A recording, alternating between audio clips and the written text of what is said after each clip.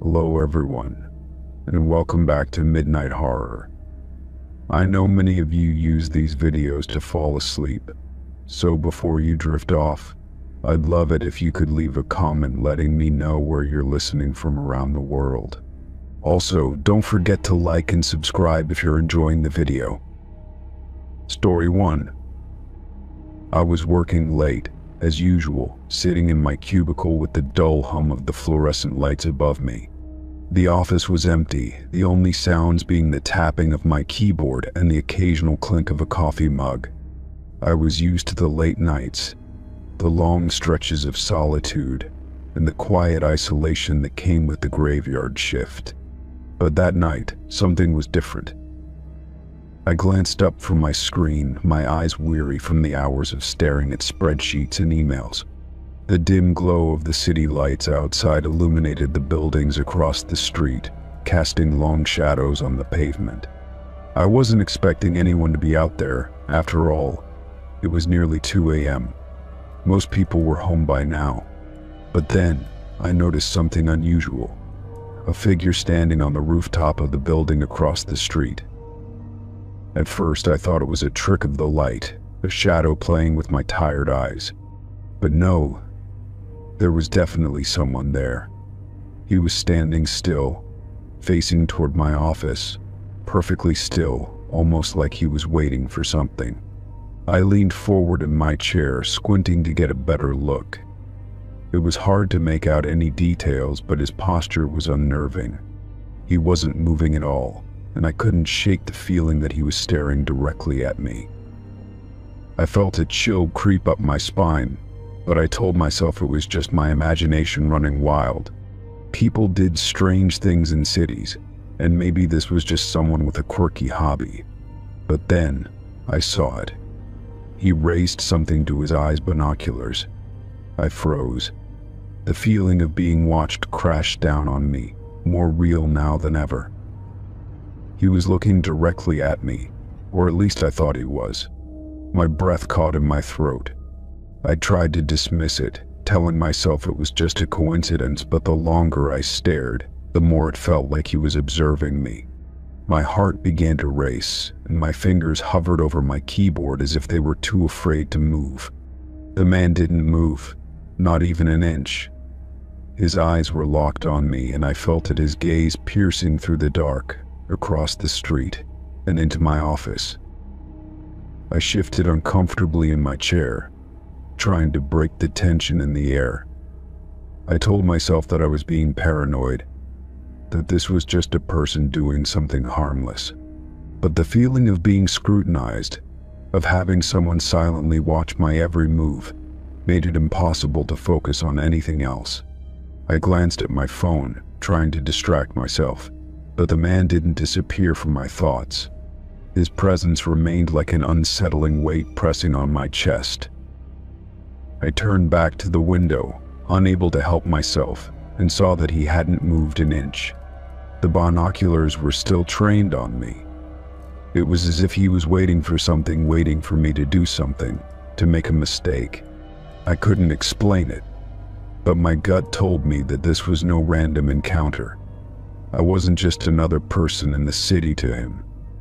I was the only person he was interested in at that moment, and that was terrifying. I felt my heart begin to race faster as a sense of dread settled in.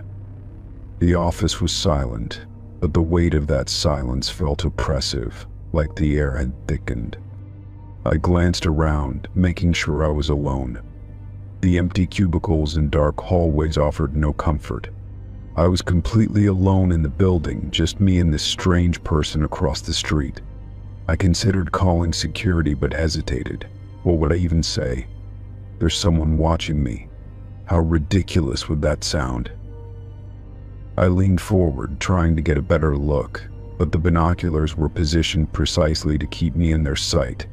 I couldn't see his face clearly, but I could feel his eyes on me, following every movement. My mind raced through all the possibilities, none of them good. What if this person had been watching me for a while? What if he knew more about me than I realized? My thoughts were spiraling out of control, and I struggled to calm myself. A sudden movement broke my concentration. The man on the rooftop lowered the binoculars and stepped to the side, disappearing from my view. I felt a brief moment of relief, thinking he had finally lost interest or had simply grown tired. But that feeling was short-lived.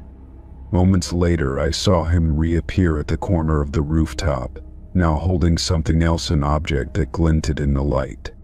It was a camera. My stomach dropped. This was no random passerby or curious observer. This was someone who had come with the intention to watch, to document, to invade my privacy. I could feel the fear rise in my chest as the implications hit me like a cold wave. I wasn't just being observed from a distance, I was being studied. And it wasn't just me in the office. He could be watching anyone who happened to be working late, alone. I wasn't the first, and I certainly wouldn't be the last. I knew I had to act. I couldn't just sit there and do nothing, waiting for him to make his next move. I grabbed my phone, fingers trembling as I dialed the building's security line. The phone rang several times before someone picked up, their voice groggy and slow. I tried to explain quickly, my words stumbling over each other. "There's a man on the rooftop, he's watching me." The security guard didn't sound convinced, but he promised to send someone up to check it out. As I waited, I watched the rooftop anxiously, hoping the man would just vanish, that this would all be some misunderstanding. But when the guard arrived and checked the building, the man was gone. There were no signs of him, no evidence he had ever been there. The rooftop was empty. I don't know if the man ever returned, but I haven't worked late at the office since that night. And whenever I walk past that building, I can't help but look up at the rooftops, wondering if he's out there again, watching from the shadows. The thought lingers, unsettling and unanswered, like a question I'm too afraid to ask. Story 2. It was a warm evening, the kind where the setting sun casts long shadows on the sidewalk, and everything feels like it's wrapped in a calm, sleepy haze. I had just finished a late shift at the cafe and was walking home, a familiar route easing my mind after a long day. The streets were mostly empty, save for a few people walking their dogs or finishing up errands. I always enjoyed these quiet walks, the chance to clear my head and just be alone with my thoughts. About 10 minutes into my walk, I noticed a car drive past me. It was an older model, dark blue, and it didn't stand out in any particular way. But as it passed, something in my gut twisted. It wasn't the car itself, it was the feeling that came over me. Maybe it was just the darkness creeping in, or the fatigue from my long day, but something about it felt wrong. I brushed it off and kept walking, trying to shake the unease that seemed to cling to me. A few moments later, the same car drove by again, this time moving slower. It caught my attention more sharply, and I glanced over my shoulder as it passed. The driver didn't look at me, but I could feel my pulse quicken. The car had been on the road behind me and was now passing me a second time. I didn't recognize the vehicle or the driver, but my instincts were screaming at me to be careful. I tried to push the feeling down, telling myself it was probably nothing. After all, it could just be a coincidence. Maybe the driver was making a turn further up the street. But then, as I turned a corner and walked a little further, I heard the familiar sound of the engine again. My heart skipped a beat as I realized that the car was back, passing by me for the third time. The unease that had been simmering in the back of my mind boiled to the surface. Now, I was sure something wasn't right. There was no way this was normal. It wasn't a busy street, and the car seemed to be keeping a distance but always staying within sight. I picked up my pace, walking a little faster, hoping that maybe if I just moved quickly enough, I could get home and forget about it. But that's when I heard the engine slow down behind me again. I didn't dare look over my shoulder this time. I just kept walking, hoping to reach the next intersection, where more people were usually out and about. Then, the sound of the car slowing completely stopped me in my tracks. I heard the passenger door click open, the unmistakable sound of a door unhinging, followed by a brief, tense silence. My heart dropped into my stomach as a sharp sense of panic washed over me. The door didn't just open, it was like a signal that whoever was in that car wanted something. I didn't know what it was, but I didn't want to find out. Without thinking, I turned sharply to my left and sprinted toward the nearest store. It was a small convenience shop, the kind that sold snacks, drinks, and the occasional random item. There were only a few people inside, and the bright overhead lights made the space feel safe, familiar. My breath was heavy as I burst through the door, my heart racing wildly in my chest. I could still feel the weight of the eyes I imagined on my back, but I didn't dare turn around to check. I quickly pushed my way to the back of the store, trying to blend in with the few other customers. I kept glancing at the door, half expecting the car to come screeching to a halt in front of the shop, but it never did. I waited, my hands trembling as I grabbed a bottle of water from the cooler, not even thirsty but needing something to hold on to. The clerk behind the counter didn't seem to notice anything unusual, and I tried to act like I was just another person doing their late-night shopping. But my nerves were on edge, and I couldn't stop looking at the clock on the wall, watching every second tick by. 10 minutes passed. The store began to feel like a safe haven, a bubble I could hide in until whatever had been following me was gone. I glanced out the window, but I didn't see anything that gave me peace. No sign of the dark blue car, no movement, nothing. I exhaled slowly, trying to calm my racing thoughts. Maybe I had overreacted. Maybe the car wasn't following me at all, just passing by on its way somewhere else. But the feeling in my gut told me otherwise. Something about the way the door had opened, the deliberate slowness of the car's movements, it didn't sit right. The store was quieter now, and I could hear the soft hum of the refrigerator in the corner.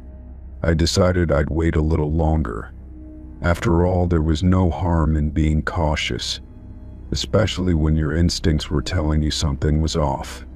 I kept the water bottle in my hand as a small comfort, but my thoughts kept drifting back to that car and the cold, calculating where the passenger door had opened. I lingered in the store for what felt like hours, even though it had only been about 30 minutes. The tension in my chest never fully loosened. Finally, I felt it was safe enough to leave. I could hear the faint rustling of the door as it opened and the soft chime of the bell above it. I glanced outside again, half expecting to see the car parked across the street, waiting for me. But there was nothing. The road was empty, just the usual streetlights casting their dim glow. I hesitated for a moment, then stepped out of the store. The cool night air hit my skin, and I walked quickly, head down, still hyper-aware of every sound around me. I didn't dare look behind me, but I couldn't shake the feeling that something wasn't right. It wasn't until I reached my apartment building and safely unlocked the door that I finally let out a breath I hadn't realized I was holding. As I sat in my apartment later that night, I tried to make sense of everything. Had it all been my imagination? Maybe it was just a strange coincidence. But the door opening, the car slowing down to a crawl, it felt too deliberate to ignore. I didn't know if the car had been following me with bad intentions, or if it was just a random stranger who didn't know how to respect personal space. But it didn't matter. What mattered was that I had gotten away. I never saw that car again, but the feeling of being watched lingered. Story 3. The afternoon sun had started to fade by the time I pulled into the driveway, a familiar sense of exhaustion weighing me down after a long day at work. I'd barely stepped out of the car before I noticed something off. A chill ran down my spine when I saw the back door ajar. I was certain I'd locked it that morning. My pulse quickened as I approached, my mind racing through possibilities. I pushed open the door slowly, the creak of the hinges louder than I remembered.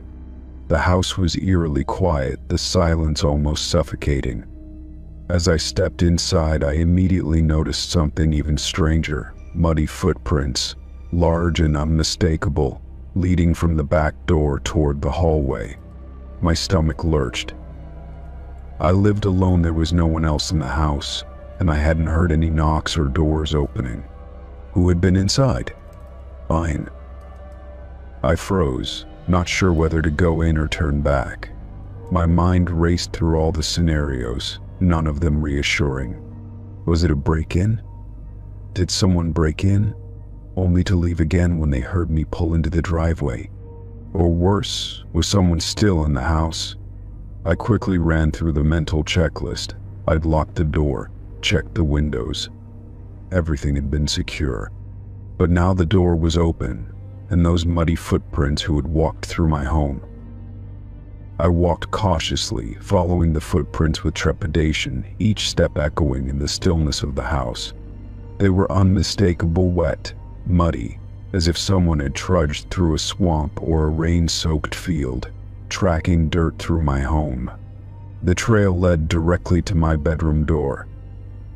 The anxiety in my chest tightened, and I felt a cold sweat bead at the back of my neck. Should I check the bedroom? Should I call the police first? Every instinct screamed at me to be careful. I stood in front of the bedroom door, hand trembling as I reached for the doorknob. I didn't want to open it, but I had to know. What if someone was in there? What if they were waiting for me? Slowly, I turned the knob and pushed the door open just a crack. The room was dark, the curtains pulled shut, but there was no immediate sign of anyone hiding inside. The sight that greeted me sent a jolt of cold fear through my body. The muddy footprints continued inside my bedroom, crossing the floor as though someone had walked straight across it, leaving a clear path from the door to the corner. But what unnerved me more than the footprints was the fact that nothing had been disturbed. My bed was neatly made. The clothes I'd left on the chair were still in place, and nothing appeared out of the ordinary except for the footprints. I stepped inside, cautiously avoiding the muddy trail as best I could. The silence was oppressive, almost suffocating. My breath quickened as I examined the room for any sign that someone had been inside, rifling through my things or hiding. But there was no indication of forced entry or anything moved. It was as if whoever had come in had no intention of taking anything, only walking through my home, leaving a mark with those dirty shoes. A sudden thought struck me. Maybe I had forgotten to lock the door. Maybe I had imagined it was locked. But even as the thought passed, I dismissed it. I was sure I had locked the door before I left. I always did. The fact that it was open now, and the muddy footprints leading through my home, made it feel as though someone had deliberately entered while I was away. I backed out of the bedroom, my heart pounding in my chest, and moved toward the phone. I couldn't take any chances. My hands shook as I dialed the police. It was a surreal moment, having to explain the situation, not knowing whether I was overreacting or if something sinister had actually happened. The dispatcher asked me to stay on the line while officers were sent out to investigate. I walked through the house again, looking for anything out of place, any sign of forced entry or signs that someone might still be there. But there was nothing. The front door was locked, the windows intact. Whoever had come in had entered through the back, and whatever they had done, it was as if they hadn't come for anything. The muddy footprints were the only clue. By the time the officers arrived, I was standing by the front door, unable to shake the feeling that someone had watched me, followed me in, or even waited for me. I explained what had happened, showing them the muddy trail leading to my bedroom. They took notes and investigated the house, their voices low as they discussed what could have happened. It felt as though they were more puzzled than reassured.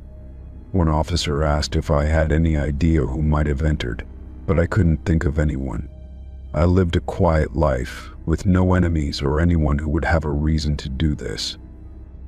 They dusted the door and the hallway for prints, but there was nothing to trace.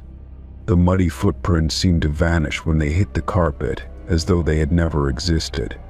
The officers suggested I lock up and stay with a friend for the night, just to be safe. But the thought of leaving my house, my sanctuary, felt wrong. I couldn't understand why this had happened, or why the person had done nothing but walk through my house. The next few days passed in a haze of tension and uncertainty. I couldn't stop thinking about those footprints, about who had come into my home and why. The police didn't find anything in their investigation, no fingerprints, no sign of forced entry. I checked the back door again and again, wondering if I had missed something, but nothing seemed out of place. Still, every time I walked into my house, I felt the weight of someone's presence lingering in the air. It wasn't just the footprints that haunted me, it was the silence. The feeling that someone had been there, watching. And despite the officer's reassurances, I couldn't shake the feeling that someone had been inside, that they still might be. My home, once a place of comfort, now felt like a space violated, an unknown presence lingering just out of sight. Story 4. I had just missed the bus, and the next one wouldn't be along for another 20 minutes. It was a quiet evening, the kind where the city felt a little empty, even though there were people around. I sat on the cold metal bench at the bus stop, watching the lights flicker from the nearby street lamp. My phone buzzed in my pocket, but I ignored it, preferring to zone out and let the quiet settle over me. It wasn't long before I noticed a man sitting beside me. He appeared out of nowhere, settling down without a sound. He was dressed in a dark coat, a baseball cap pulled low over his eyes, and his hands were buried deep in the pockets of his jacket. I didn't think much of it at first. The city was full of people, and public transportation had always attracted all kinds of characters. I figured he was just waiting for his ride, same as me. But then, without warning, he leaned in slightly closer, his breath warm against my ear. "Don't move. Look straight ahead," he whispered in a voice so low that at first I thought I might have imagined it. My heart skipped a beat. The calmness of his tone struck me as odd, like he wasn't alarmed, but rather trying to keep things under control. The man's words sent a shiver through me, and I instinctively stiffened. I wasn't sure what to make of it, but I knew something wasn't right. I looked straight ahead as instructed, keeping my focus on the quiet street in front of us. The sounds of the city seemed to grow muffled, almost as if the world had dimmed around me. My eyes scanned the sidewalk ahead of us, looking for any sign of what was happening, but all I could see were the familiar shadows of street vendors packing up and a few pedestrians making their way home. My mind raced. Why would he say that? Who was he warning me about? The man beside me shifted slightly, his shoulder brushing mine in a way that didn't seem accidental. I felt the presence of someone else now, someone who wasn't quite in my line of sight, but I could feel their gaze. It was like an invisible weight pressing down on me, making the air seem thicker, harder to breathe. A chill ran down my spine. I had the distinct sense that I was being watched, but not by the man next to me. I wanted to turn and look, to see who or what was behind me, but I didn't dare. The voice of the man beside me echoed in my mind, "Don't move. Look straight ahead." I stayed perfectly still, fighting the rising panic. The minutes seemed to stretch on forever, and the bus stop felt like a cage. I could sense the other man's presence behind us, standing just a few feet away, but I refused to look. I focused all my energy on the dull, gray street, my heartbeat thudding in my chest. I caught a flicker of movement in the corner of my eye, just enough to know that someone was there. It was subtle, too subtle, but I knew it wasn't just a passerby. The figure behind us was standing still, watching. I couldn't see his face, but I could feel his eyes on me, unblinking, studying. I was beginning to panic now, but the man beside me didn't seem to be fazed. His presence felt strangely calm, like he had anticipated this situation. It almost felt like he was shielding me, like he knew something I didn't. "Don't turn around," the man beside me whispered again, his voice even more urgent this time, but still measured, controlled. I nodded almost imperceptibly, not trusting myself to speak. I didn't know how to react or what to do. My mind raced with 1,000 questions. Why was this happening? Who was the person behind us and what did they want? The bus stop, once a mundane place, now felt like a trap. I could hear the distant hum of traffic, but everything felt so far away. It was just me, the man beside me, and the figure behind us standing motionless, waiting. The seconds felt like hours. My hands were clammy, and my stomach twisted with anxiety, but I did my best to stay composed. After what felt like an eternity, the man beside me shifted again, just slightly, so that his shoulder was now pressing firmly against mine. I wasn't sure if he was trying to comfort me or just keep me in place, but it had the effect of making me feel more enclosed, like the space around me had shrunk even more. The figure behind us didn't move, didn't speak, and for a moment, it seemed like time itself had frozen. Finally, I heard the sound of a car approaching from down the street. It wasn't the bus, but I couldn't help the wave of hope that surged through me. Maybe the man beside me had some kind of plan. Maybe help was coming. As the car neared, the figure behind us shifted, just a little. My heart skipped again. The man's stance had changed, his body tense. It was like he was about to make a move, but the moment never came. The car slowed down, but as it passed the bus stop, it didn't stop for me. It didn't even slow down long enough to consider picking me up. I watched it speed off into the distance, my chest tightening. The moment felt like a brush with danger, something I couldn't entirely understand but felt deep in my bones. As the car disappeared from view, the man beside me stood up, his posture stiff. "He's gone," he said simply. The words hit me harder than I expected. I finally allowed myself to breathe, deeply, letting out the air I didn't realize I had been holding. The tension in my shoulders released, but I didn't move. I stayed seated on the bench, feeling numb, trying to process what had just happened. The man didn't say anything more, and before I could ask, he turned and walked away, disappearing into the shadows of the street. I waited for the bus in silence, the minutes stretching on as my mind tried to make sense of it all. I had no idea who the man beside me was or why he had been there. I didn't even know if he had been protecting me or just a bystander in some strange situation. But whatever it was, I was thankful. I wasn't sure if I would have made it out of there unharmed without his presence. When the bus finally arrived, I got on, still shaken. I couldn't stop thinking about the figure behind us, or the calm warning the man had given me. I wasn't sure what had happened, but I knew one thing for certain: I had been watched, and someone had shielded me from whatever danger had been lurking behind me. Story 5. It had been a long drive, and I was relieved to finally reach my destination. The small, roadside hotel was nothing fancy, but it was a welcome sight after hours of traveling. I checked in, received my key, and headed up to my room, eager to get some rest.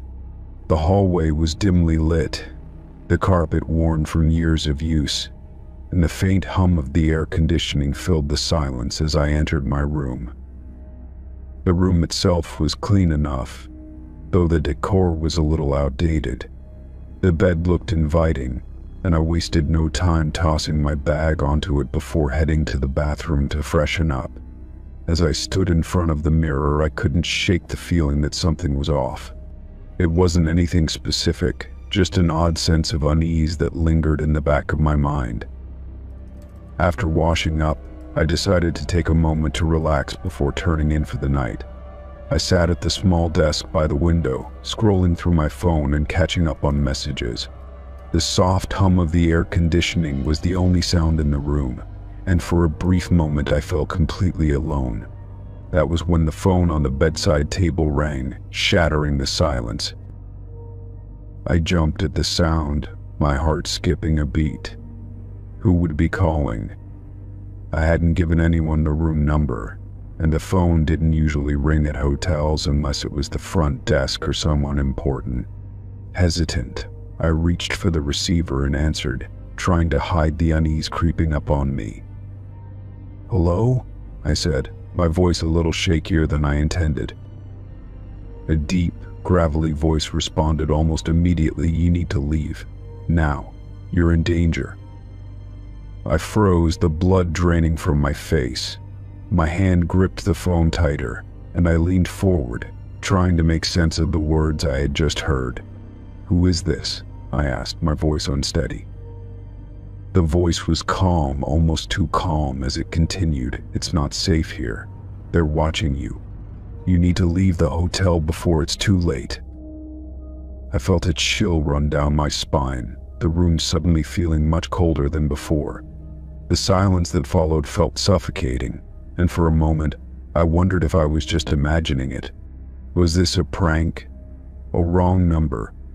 I wanted to hang up, but something in the voice, something in the urgency of the words made me hesitate.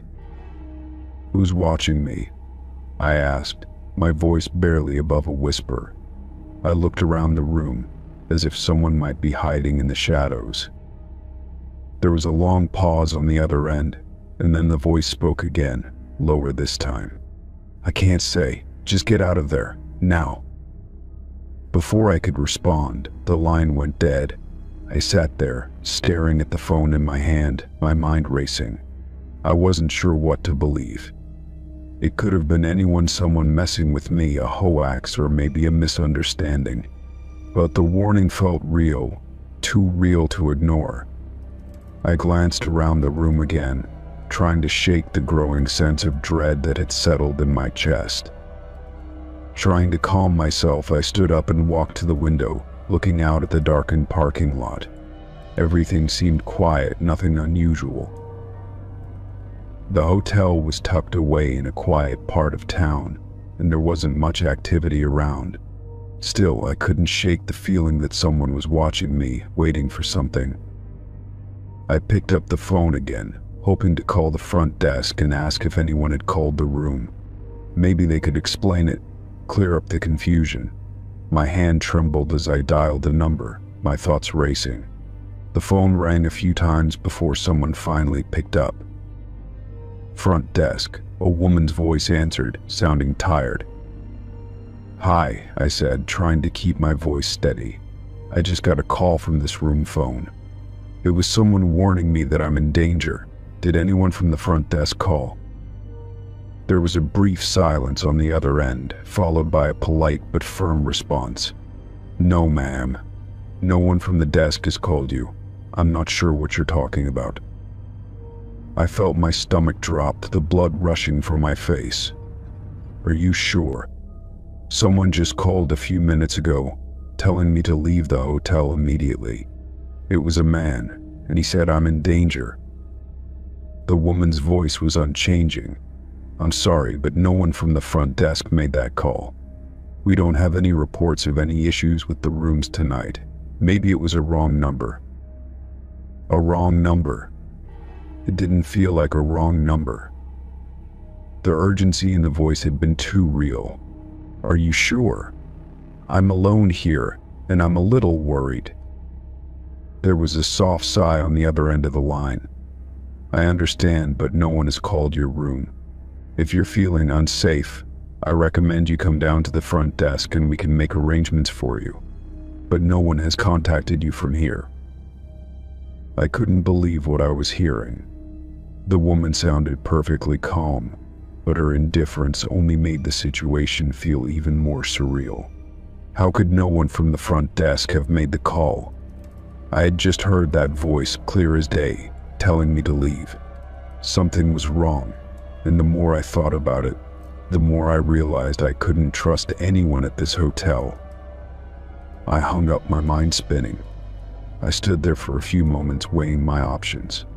The logical part of me told me to stay, to brush it off as some prank or mistake, but the unease gnawing at me wouldn't let go. The phone call, the warning, none of it felt like a coincidence. And now, knowing that the front desk hadn't made the call only made it worse. I decided I couldn't stay here. I grabbed my things quickly, my hands shaking as I stuffed everything into my bag. I didn't even bother to check out at the front desk. I just needed to leave. The parking lot outside was empty, the dim glow of streetlights casting long shadows on the pavement. As I walked toward my car, I kept glancing over my shoulder, half expecting to see someone watching me from the hotel windows, but there was no one. I drove away without looking back, my heart pounding in my chest. I couldn't explain what had happened, but I wasn't going to stick around to find out. Whatever was going on at that hotel, I wasn't about to be part of it. Story 6. The night had been uneventful, just the usual quiet drive home after a long day at work. The roads were mostly empty, the kind of dark stretch where you can almost hear the hum of the tires on the asphalt.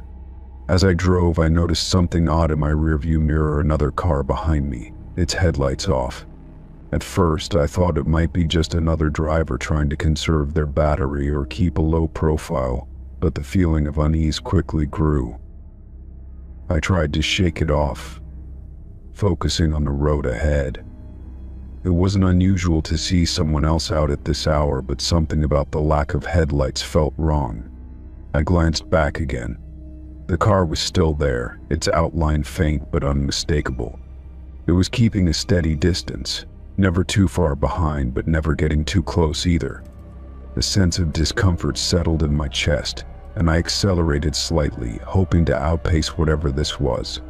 The moment I sped up, the car behind me did too, mirroring my every move. A chill ran through me. My pulse quickened, and I felt a knot tighten in my stomach. I turned onto a different road, hoping to lose the car. But the headlights remained off, and the car followed me without a flicker of hesitation. It was as though the driver knew exactly what I was going to do before I did it. Each time I took a turn, sped up, or slowed down, the car behind me did the same. I could feel the tension in my neck, my hands gripping the steering wheel a little too tightly. I tried to stay calm, telling myself it was just a coincidence. Maybe it was another driver lost in thought, or someone heading in the same direction. But the longer I drove, the more the feeling of being stalked grew. I took another turn, this time more sharply, almost as if testing to see if the car would still follow. Sure enough, the headlights stayed out, and the car stayed right behind me, no matter how erratic my driving became. I could feel my heart rate spiking. I had to get away from this car. My mind raced, trying to think of any place I could go. There was a police station a few miles down the road. It was a little out of the way, but it was the only place I could think of where I'd feel safe. I started driving faster, glancing in my mirror every few seconds. The car didn't seem to hesitate or falter. It stayed right behind me. With every turn I made, I felt the weight of the car's presence like a shadow looming over me. It was as if the vehicle was an extension of myself, mimicking my every move. I thought about pulling over, maybe even speeding up to get to the police station faster, but I wasn't sure if stopping would be the right decision. Would the driver just pull over too? Would they approach my car? I was nearing the station now, just a few more blocks away. I could see the lights of the building in the distance, their glow reassuring against the dark night. But the car was still there, still right behind me. The thought of driving into the station parking lot, of finally being out of reach of whatever was following me, made my hands sweat. The air felt thick in the car as I turned the corner. Just as I approached the entrance to the police station, the car did something unexpected. It pulled off the road and turned away from the station, speeding off into the night. The headlights flickered on, casting a harsh beam of light on the empty street. I didn't stop to look back. Instead, I sped up and drove into the station parking lot, breathing heavily. I parked quickly, heart still pounding. I sat there for a moment, staring at the entrance of the station, unsure of what to do. Should I go inside and tell someone? Should I report the car? I wasn't even sure what had just happened. Was it someone playing a game, or was there something more sinister at play? I glanced at the rearview mirror once more, but the car was gone. The street behind me was empty, the night quiet once again. After a few minutes, I finally gathered the courage to get out of the car. I walked into the station, trying to keep my steps steady, but the adrenaline was still coursing through me. Inside, I went straight to the desk where an officer was sitting. He looked up, raising an eyebrow as I approached. "I think someone was following me," I said, my voice shakier than I intended. The officer nodded, his expression neutral. "Tell me what happened."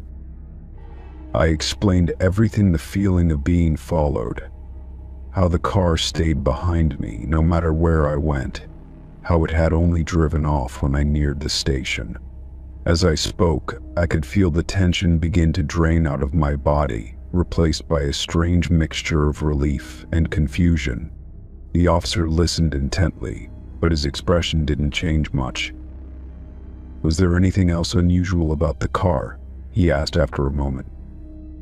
I thought back. The headlights off, the strange behavior, the fact that it seemed to follow me with precision. I shook my head. No, nothing except that it followed me, and the headlights were off the entire time. He nodded again, writing something down on a piece of paper. "All right, we'll keep an eye out. But I can't really do much unless the car was involved in something illegal." I wanted to tell him how strange the whole situation had been, how it didn't feel like a coincidence. But there was nothing concrete. No license plate number, no real evidence other than my word. After a few minutes, I thanked the officer and left the station, still shaken by what had happened. As I drove home, I couldn't shake the feeling that something wasn't right. The streets were quiet again, the tension from earlier still clinging to the air.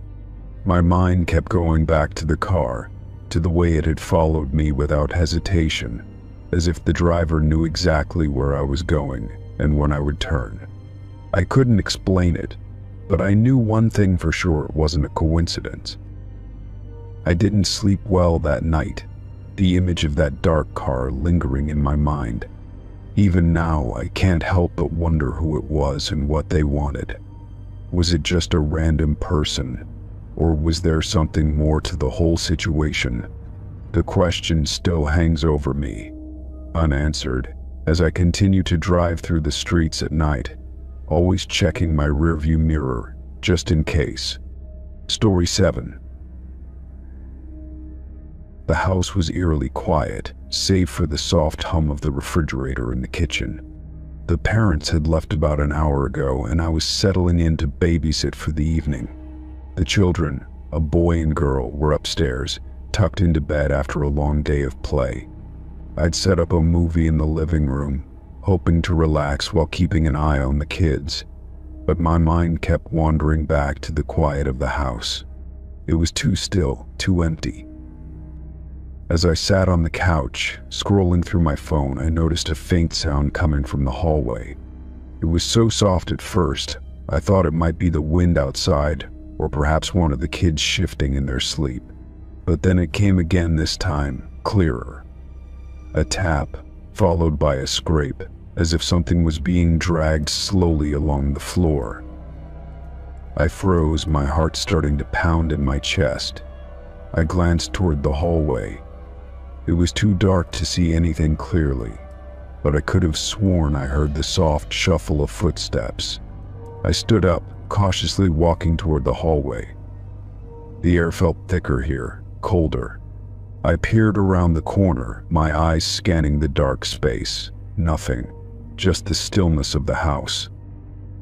I shook off the uneasy feeling and turned back to the living room, convincing myself that it was probably nothing. Maybe the house just settled with the temperature change. But then I noticed something that made my blood run cold. A small, folded note slipped under the door leading to the basement. I didn't remember hearing anyone at the door, and I certainly hadn't seen anyone walk by. My pulse quickened as I bent down to pick up the note. The handwriting was neat, but there was something unsettling about it. "Why did you lock me out?" It read in sharp, bold letters. My hand trembled as I read it again, the words not making any sense. Who would leave me a note like this? And why would they say I locked them out? I glanced toward the basement door. It was closed, but it was locked. Had I locked it earlier, or had I been mistaken? The question gnawed at me. I hadn't been near the basement since I arrived.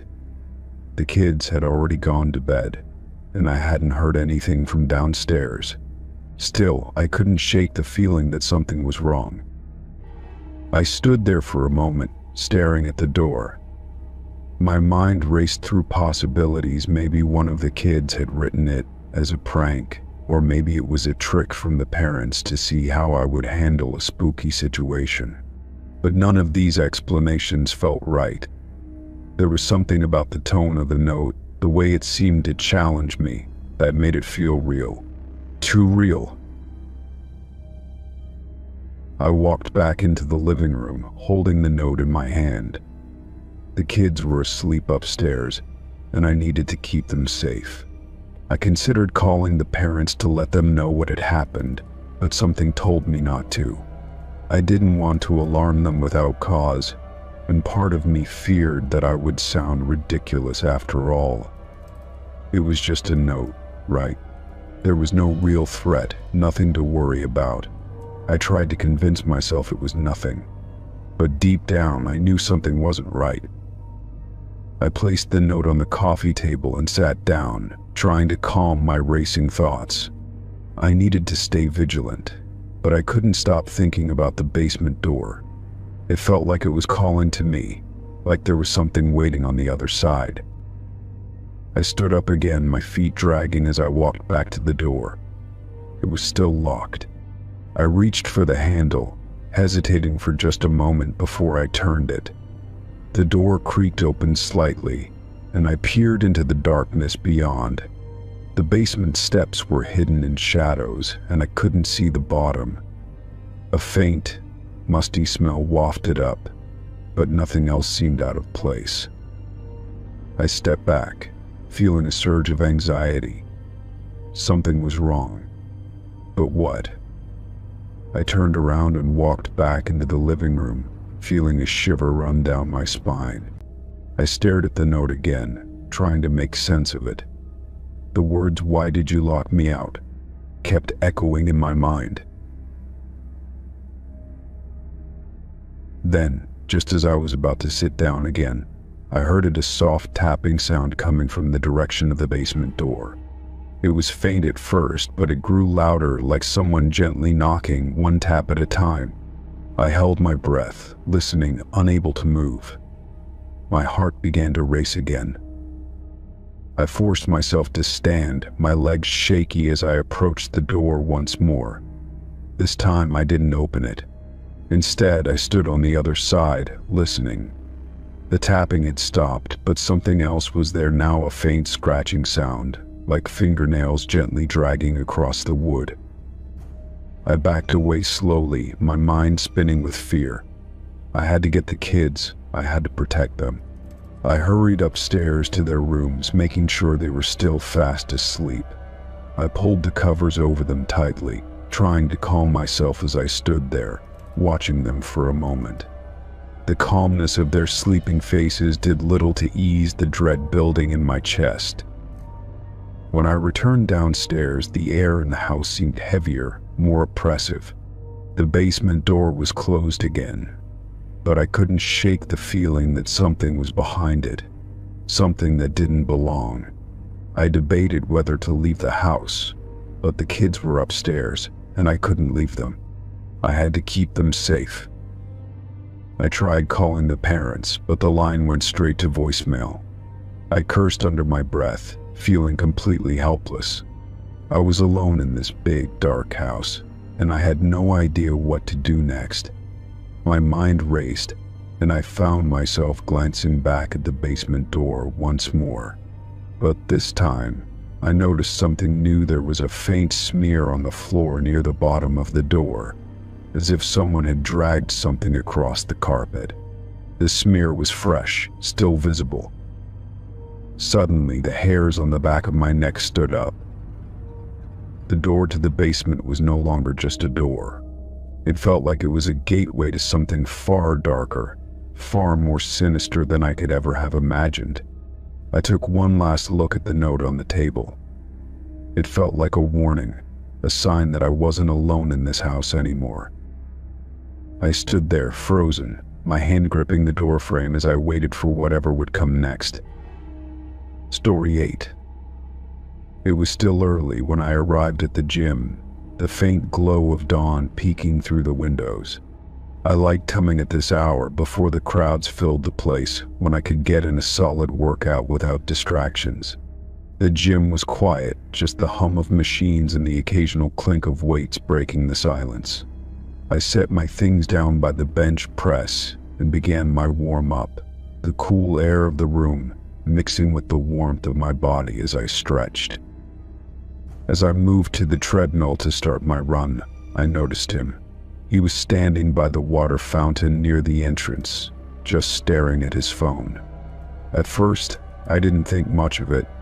People are often on their phones at the gym, texting, checking social media, or browsing music.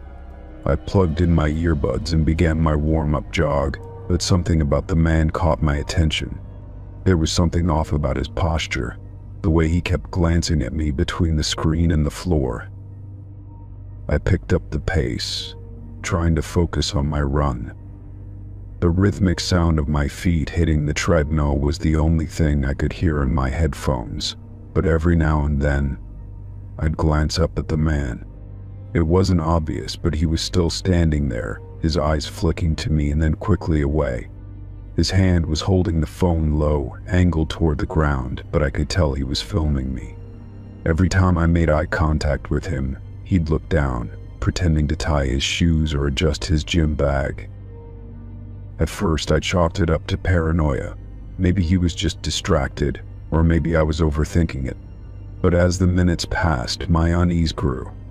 Every time I turned my head or looked over at him, I caught a glimpse of his phone, angled just so, as if trying to hide what he was doing. I felt a tightening in my chest, a discomfort that I couldn't shake. My legs moved faster, but my thoughts were elsewhere now, darting between what was happening and what I should do about it. I slowed down my run, trying to act casual, but I couldn't stop looking over at him. Each time his eyes flicked to me, and his hand was always at his phone, either pretending to scroll or adjust the volume. My mind raced. Why was he filming me? Was it just coincidence that every time I looked over, he was looking at his phone? I had been coming to this gym for a while, and nothing like this had ever happened before. I told myself to calm down. I needed to finish my workout and leave. I wasn't going to let this guy ruin my morning, but the feeling in my gut wouldn't go away. I stopped the treadmill and stepped off, pretending to wipe sweat from my forehead as I glanced over at him. This time I made it obvious. I caught his eyes for a moment, and he didn't look away immediately like before. He held my gaze for just a fraction too long, and then quickly, almost too quickly, looked back down at his phone. He was still filming me.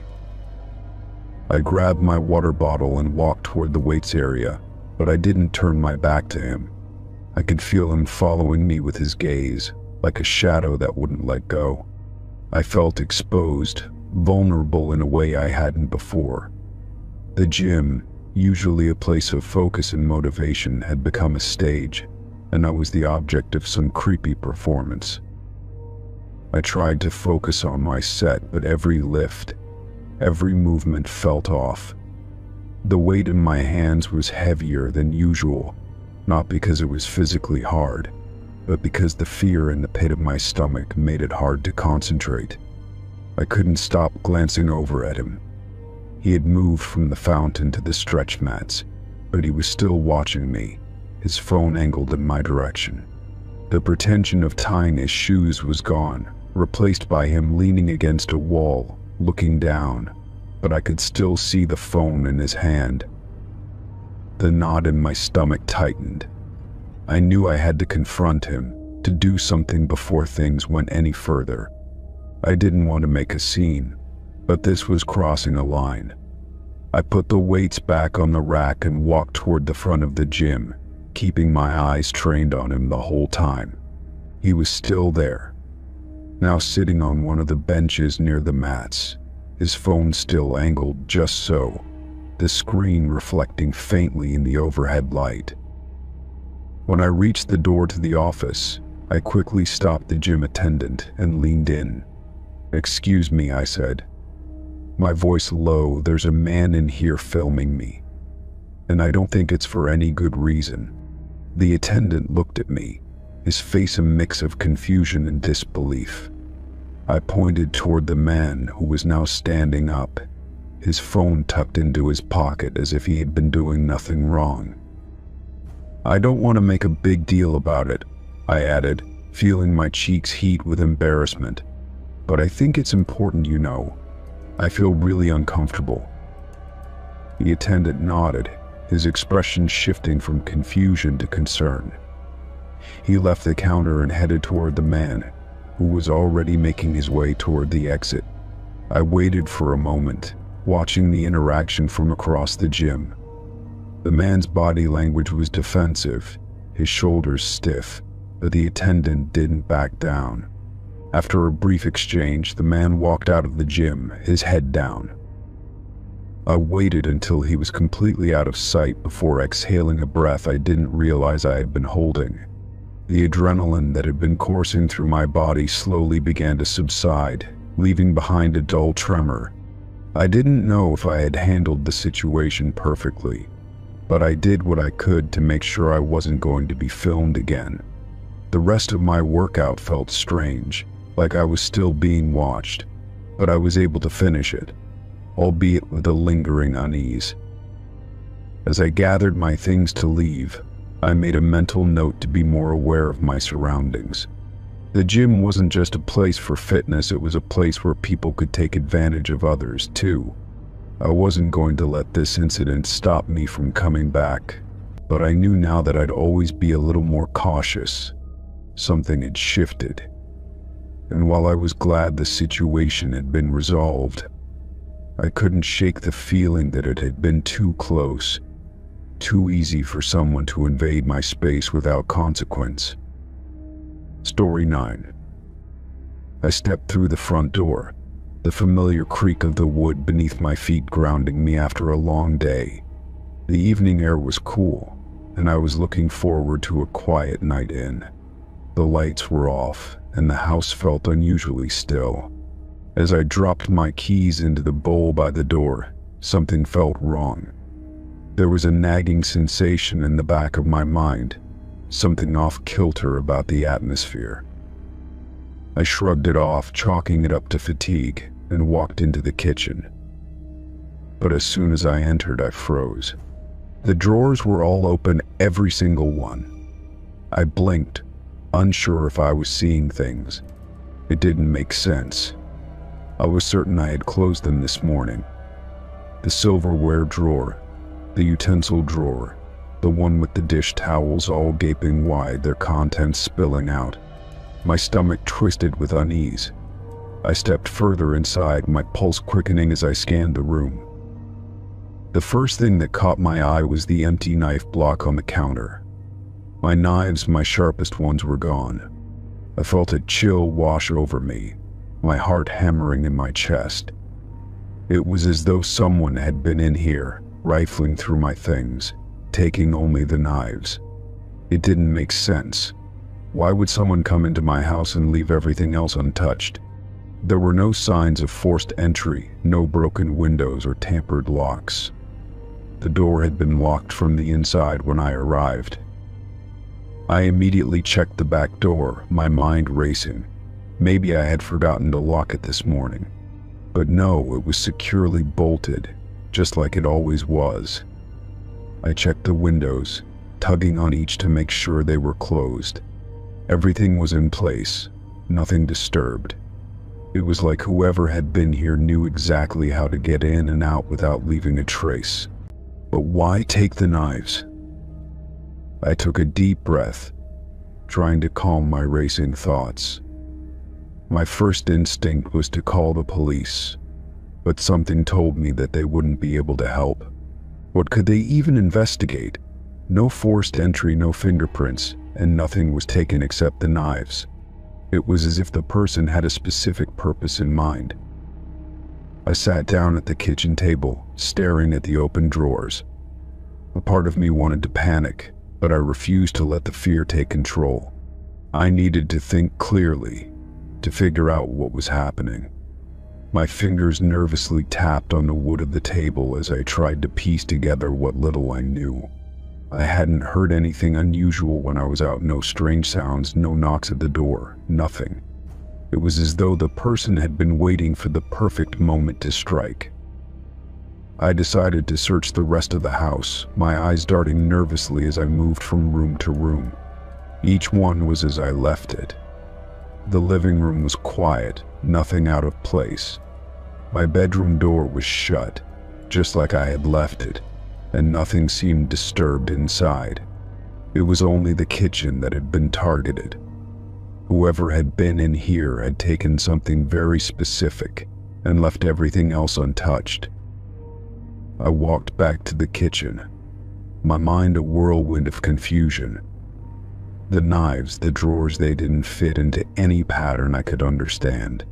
My first instinct was to think of someone who had a grudge against me, but I couldn't think of anyone who would do something like this. I hadn't had any serious conflicts with anyone recently. The idea of a random break-in didn't sit right either. Why wouldn't they take anything else of value?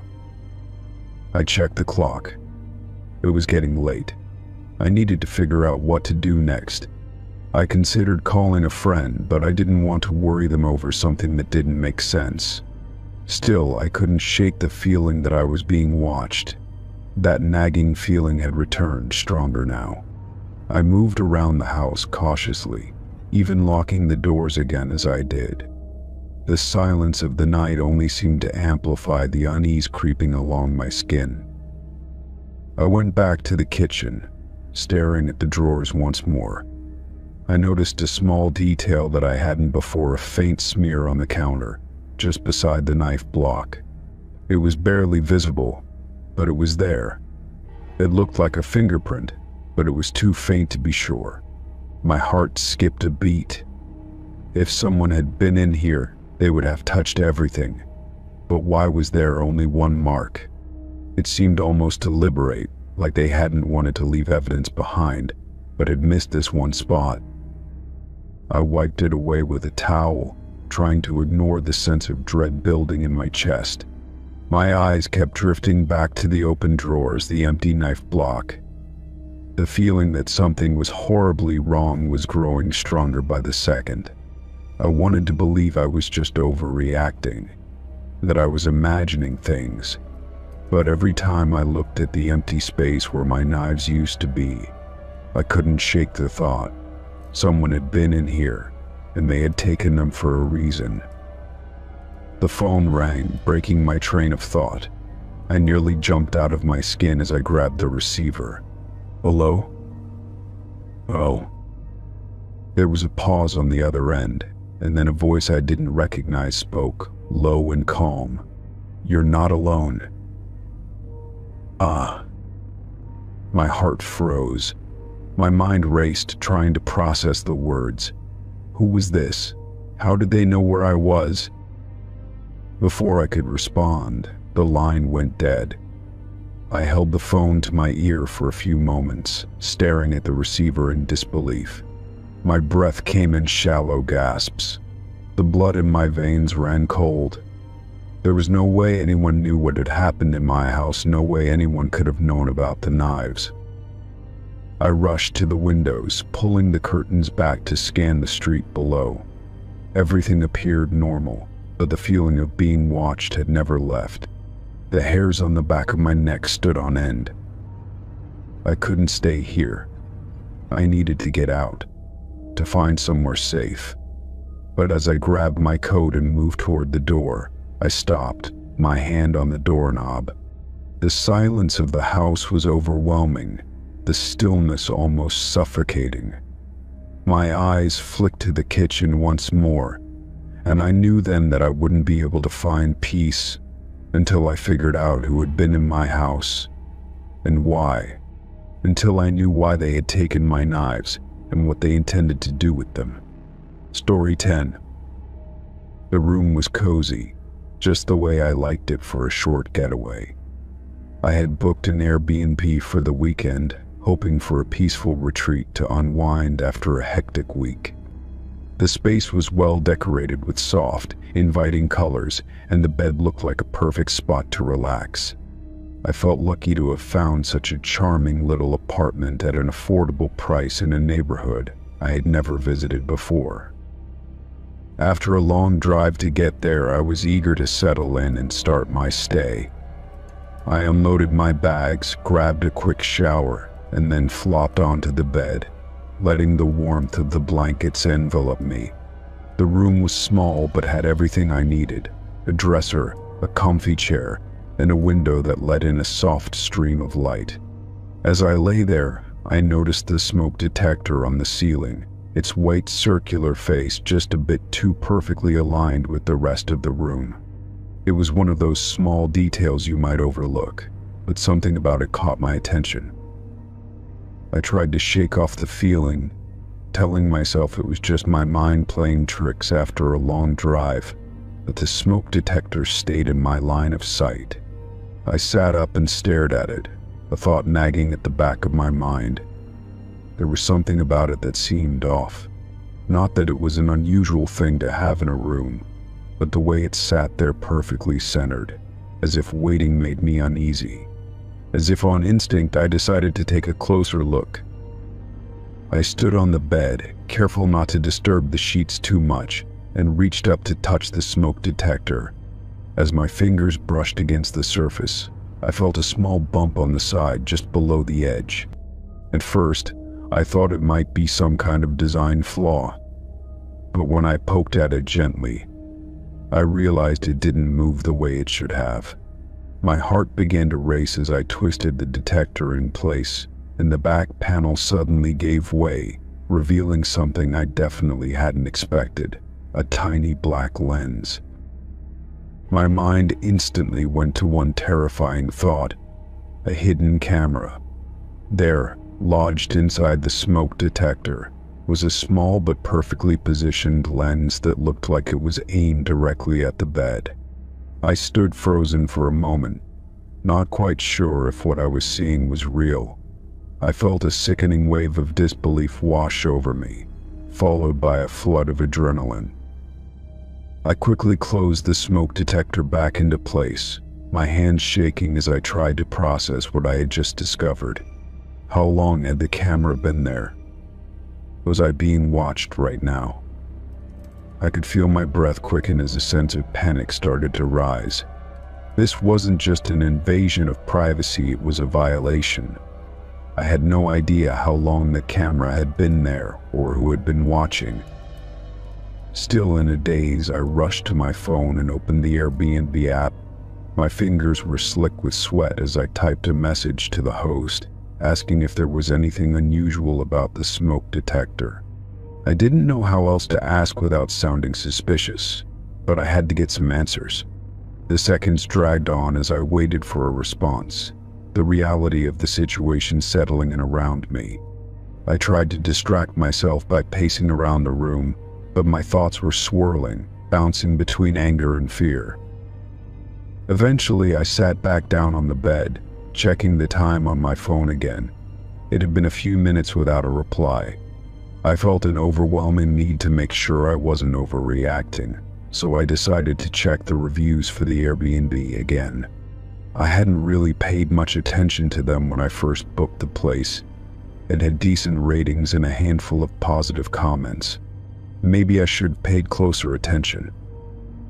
I scrolled through the comments quickly, scanning for anything that stood out. Most of the reviews were about how cozy and quiet the apartment was, but one stood out among the others.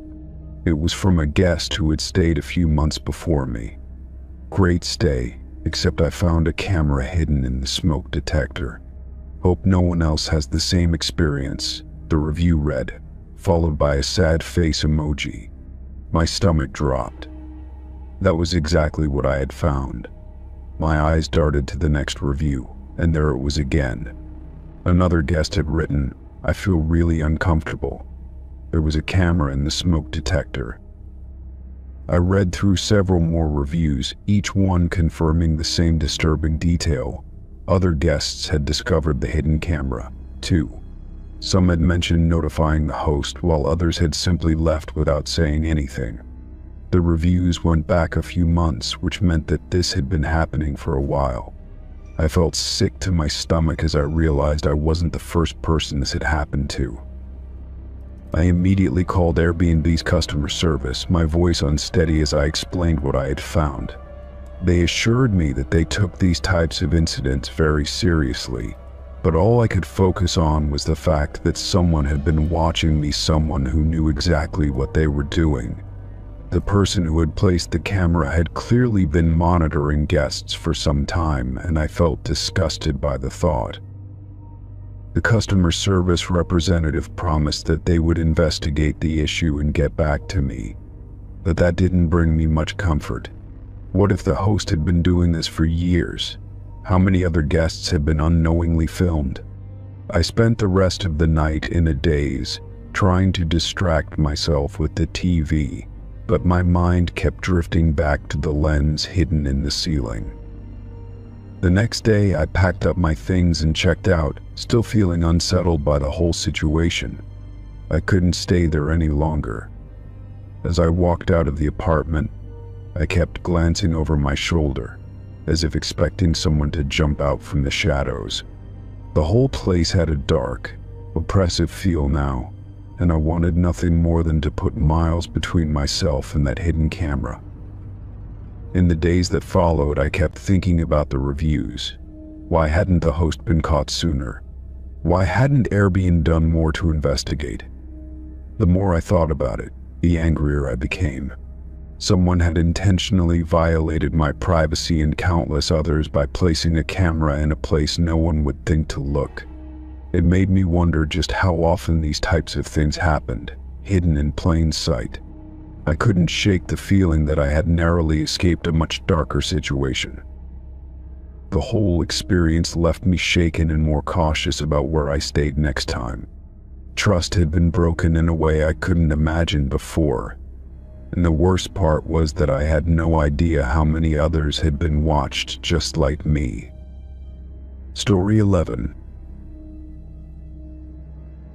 I had never been one for dating apps, but after weeks of encouragement from my friends, I finally gave in. Scrolling through profiles became a mindless habit, something to do in between work and errands. That's when I matched with him, David. He seemed normal enough, his profile filled with casual photos, a mix of scenic hikes and coffee shop selfies. We talked for a few days before he suggested meeting for coffee. He was polite, funny, and didn't push for anything too fast. It felt safe, so I agreed. We chose a small cafe in a busy part of town, a place I had been to before. I arrived a few minutes early, scanning the tables for someone who matched his pictures. The cafe was moderately busy, filled with the hum of conversation and the occasional clang of cups against saucers. I ordered a latte and picked a table near the window. 10 minutes passed, then 15. I checked my phone, wondering if he had sent a message about being late. That's when my phone vibrated with a text. "I see you."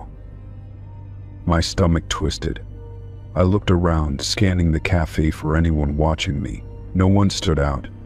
I hesitated before typing back. "Where are you?" My fingers felt stiff, my skin prickling with unease. I watched the screen, waiting for a reply, but nothing came.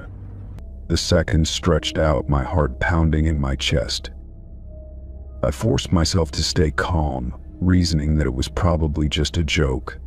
Maybe he was just shy or messing around. But something about it felt wrong. I glanced out the window, scanning the sidewalk, but the faces passing by were unfamiliar. My fingers hovered over the phone. I debated whether to respond again or just leave. Then another text arrived. "You look just like your pictures." My breath hitched. That confirmed that he was watching me, but he wasn't planning to come inside. I felt exposed, like a spotlight had been turned on me in a dark room. My hands trembled as I typed back, my thoughts racing. "Where are you?" I hit send and immediately regretted it. I stared out the window again, searching for anyone lingering too long or standing in the shadows. No one was looking directly at me. My mind ran through all the possibilities. Maybe this was a prank, maybe he was standing just outside waiting for me to react. Or maybe it was something worse. A waitress passed by, pausing when she noticed my expression. "Everything okay?" she asked. I nodded quickly, forcing a smile, but my grip on my phone tightened. I couldn't shake the feeling that something was seriously off. I had no idea what to do next. Then another text came through. "Why are you looking around? Just sit still." A cold wave of fear washed over me. He was close. He was watching me closely enough to know I was searching for him.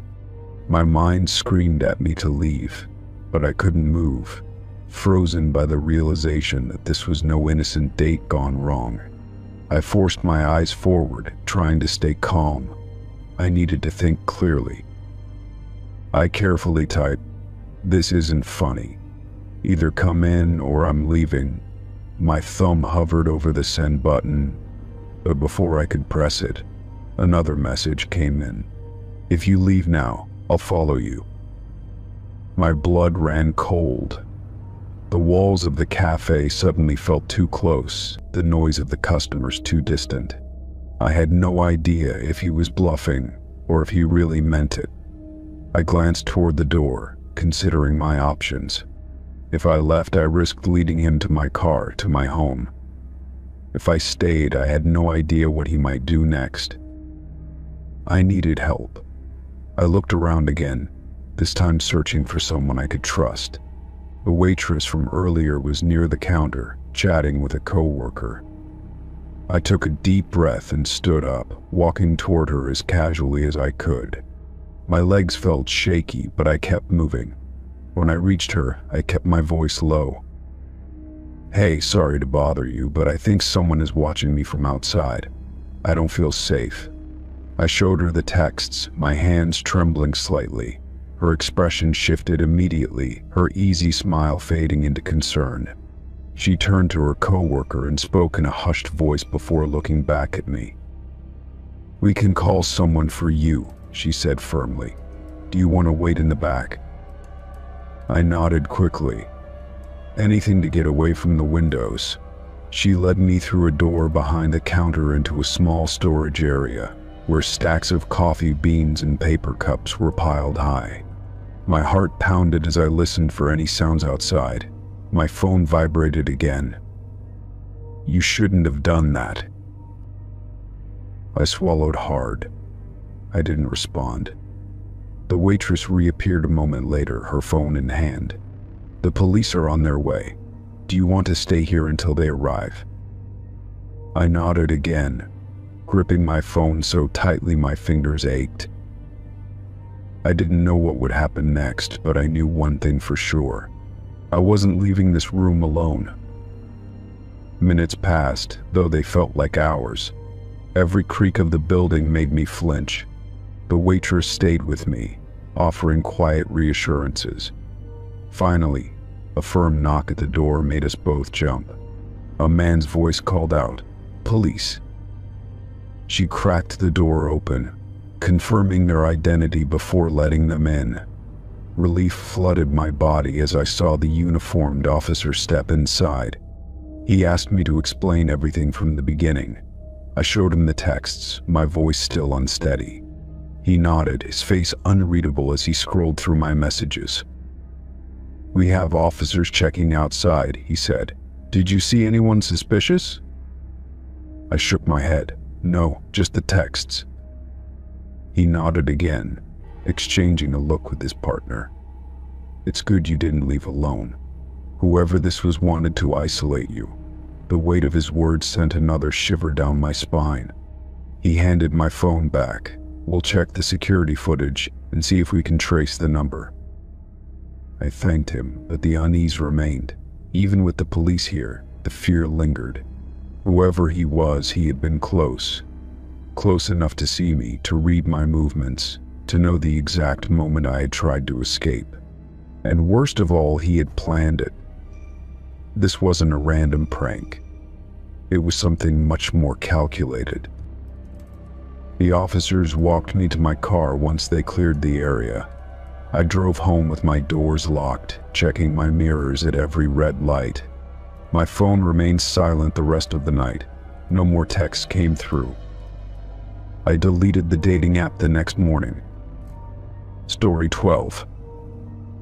The night had been peaceful when I first fell asleep, the distant chirping of crickets and the occasional rustle of leaves lulling me into a deep rest. The air was crisp, and the warmth of my sleeping bag wrapped around me like a cocoon. My campsite was secluded, tucked away at the edge of a thick forest, far from any nearby trails or roads. I had chosen this spot specifically for the solitude, wanting a break from the constant hum of everyday life. At some point in the night, a strange sensation pulled me from my sleep. It wasn't a noise exactly, more like an awareness that something wasn't right. My body was frozen in the fog of waking up, my mind sluggish as I tried to figure out what had changed. The air inside my tent felt cooler than before, a subtle shift in temperature that sent a shiver down my spine. Blinking in the darkness, I reached for my flashlight, but something made me stop. The flap of my tent was unzipped halfway, the dark slit gaping open just enough for someone to slip their hand or worse, their head inside. My breath caught in my throat, my heartbeat hammering in my ears as I stared at the opening. I strained to listen, searching for the sound of footsteps retreating into the woods, the crunch of leaves, anything. But there was only silence, a thick, suffocating quiet that made my skin crawl. I swallowed hard, my throat dry as I forced myself to move. My fingers fumbled for the flashlight beside me, my hands trembling slightly as I clicked it on. The weak beam cut through the darkness, illuminating the inside of my tent first. Everything was where I had left it, my backpack against the far side, my boots neatly placed near the entrance. But the tent flap, swaying ever so slightly in the night air, was undeniable. Someone had been here. My breath came in shallow gasps as I hesitated before inching closer to the opening. The thought of looking outside filled me with a deep, primal fear, but I needed to know if someone was still out there. Slowly, I angled the flashlight toward the entrance, the beam spilling out onto the forest floor just beyond my tent. The leaves rustled faintly in the wind, but there were no footprints, no shadowed figure standing just beyond the reach of my light. I debated what to do next, my mind racing through the possibilities. If someone had been here, why hadn't they taken anything? Why had they left the tent unzipped and then seemingly disappeared? My gut told me I wasn't alone, that whoever had done this was still out there, watching.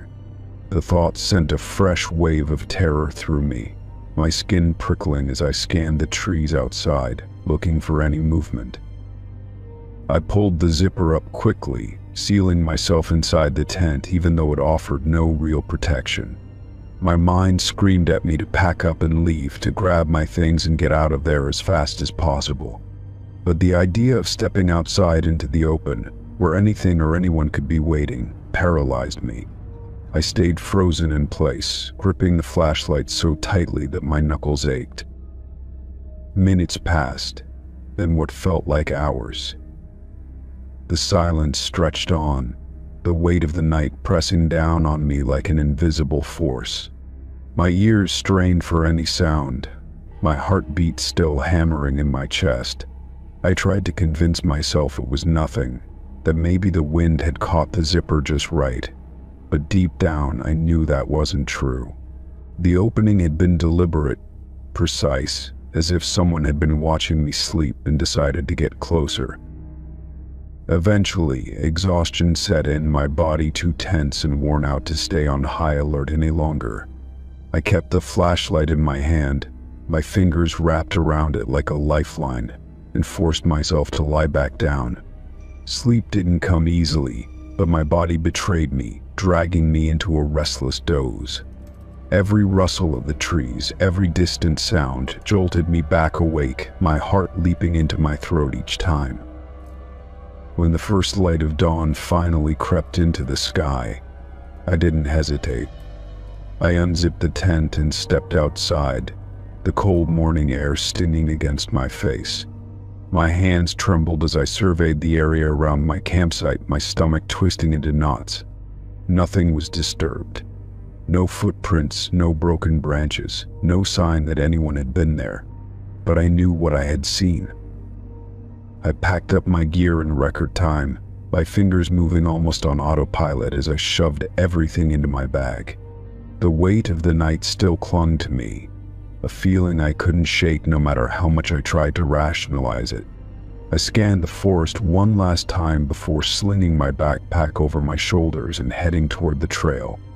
Every step away from that spot felt like peeling away from something dark, something unseen that had watched me in the night. As I made my way back to my car, I kept looking over my shoulder, half expecting to see someone standing in the distance, watching. The paranoia wouldn't leave, even when I finally reached the safety of my vehicle and locked the doors behind me. I sat there for a long moment, gripping the steering wheel with white-knuckled hands, my breath coming in shaky bursts. It wasn't until I was miles away, the campsite far behind me, that I let myself exhale. Even then, the unease lingered. Someone had been there. Someone had unzipped my tent while I slept. And worst of all, I had never heard them leave. Story 13. The evening air was crisp as I took my usual route through the neighborhood with my dog trotting beside me. The streetlights flickered softly, casting long shadows on the pavement.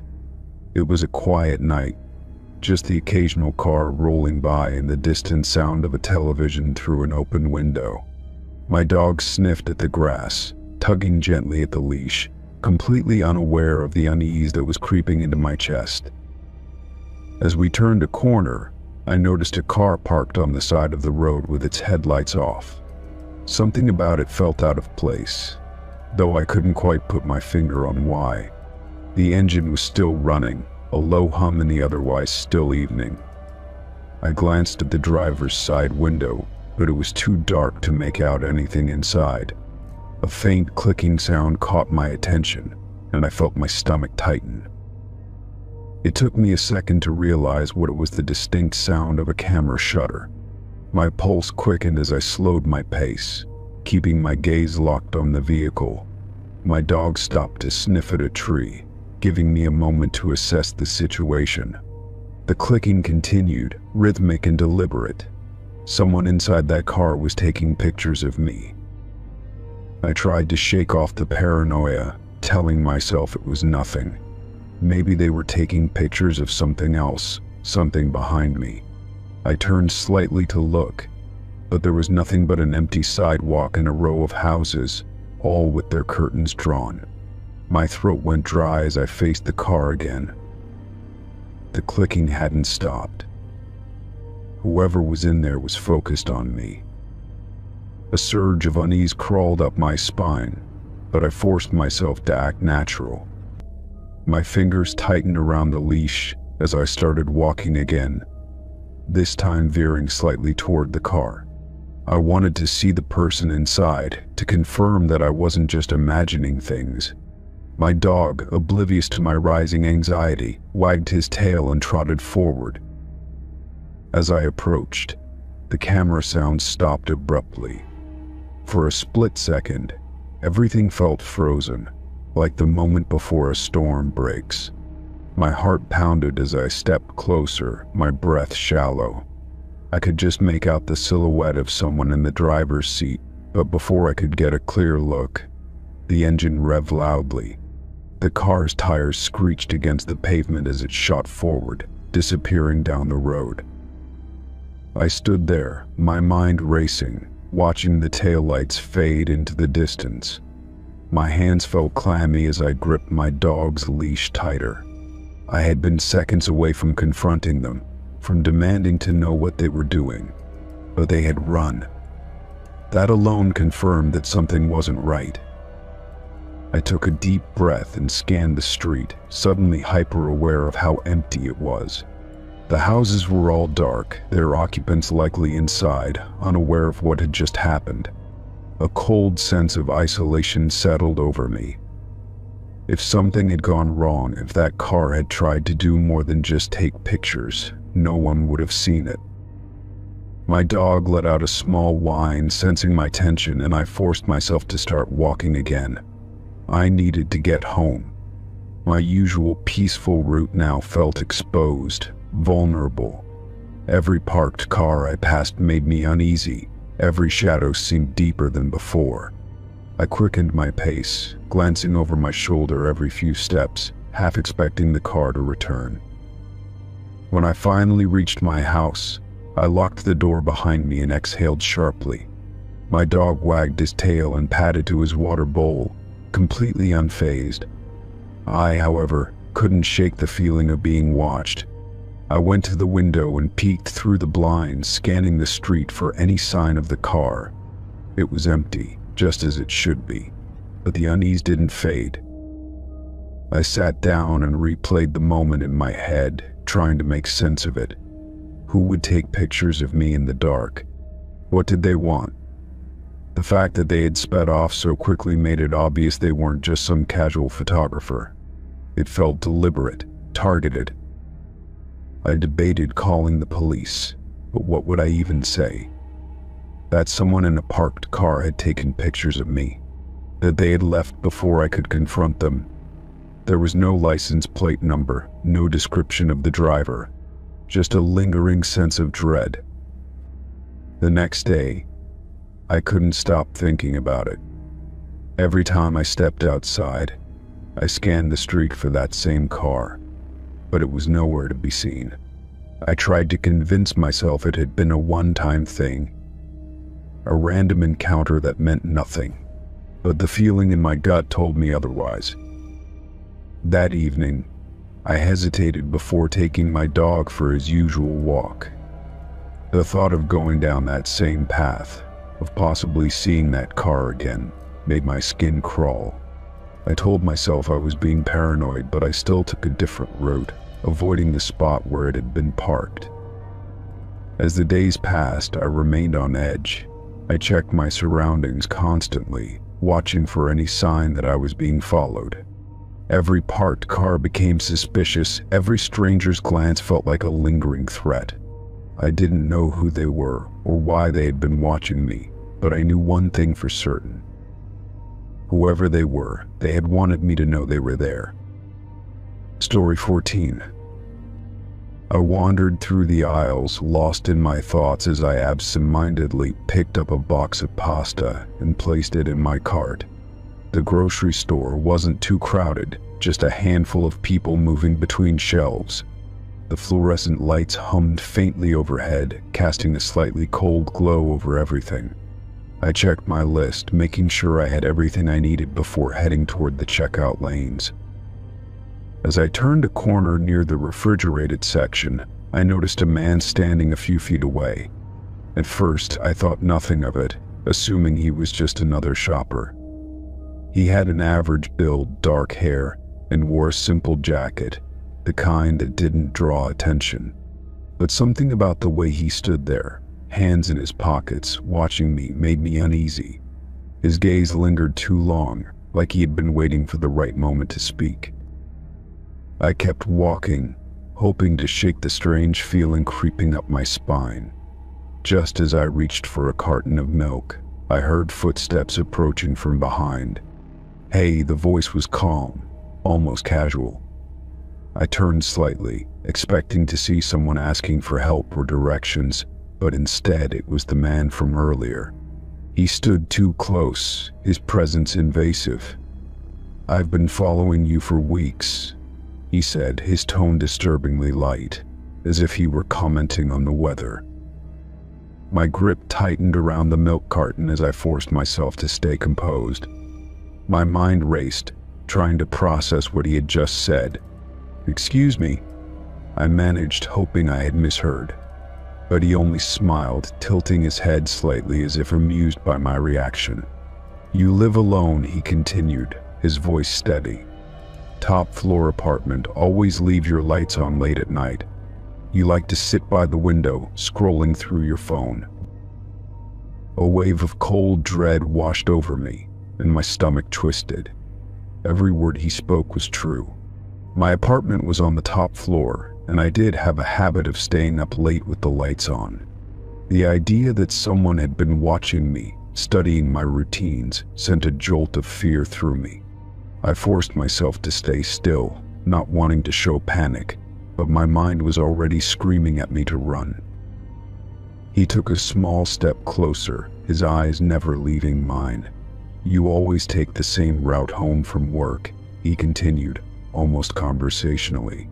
"Sometimes you stop for coffee, sometimes you don't. But you always check your phone before unlocking your door." My breath caught in my throat. He had been watching me long enough to know details I had never thought twice about. It wasn't just a passing observation, he had been studying me. I swallowed hard, trying to think of the best way to get out of this situation.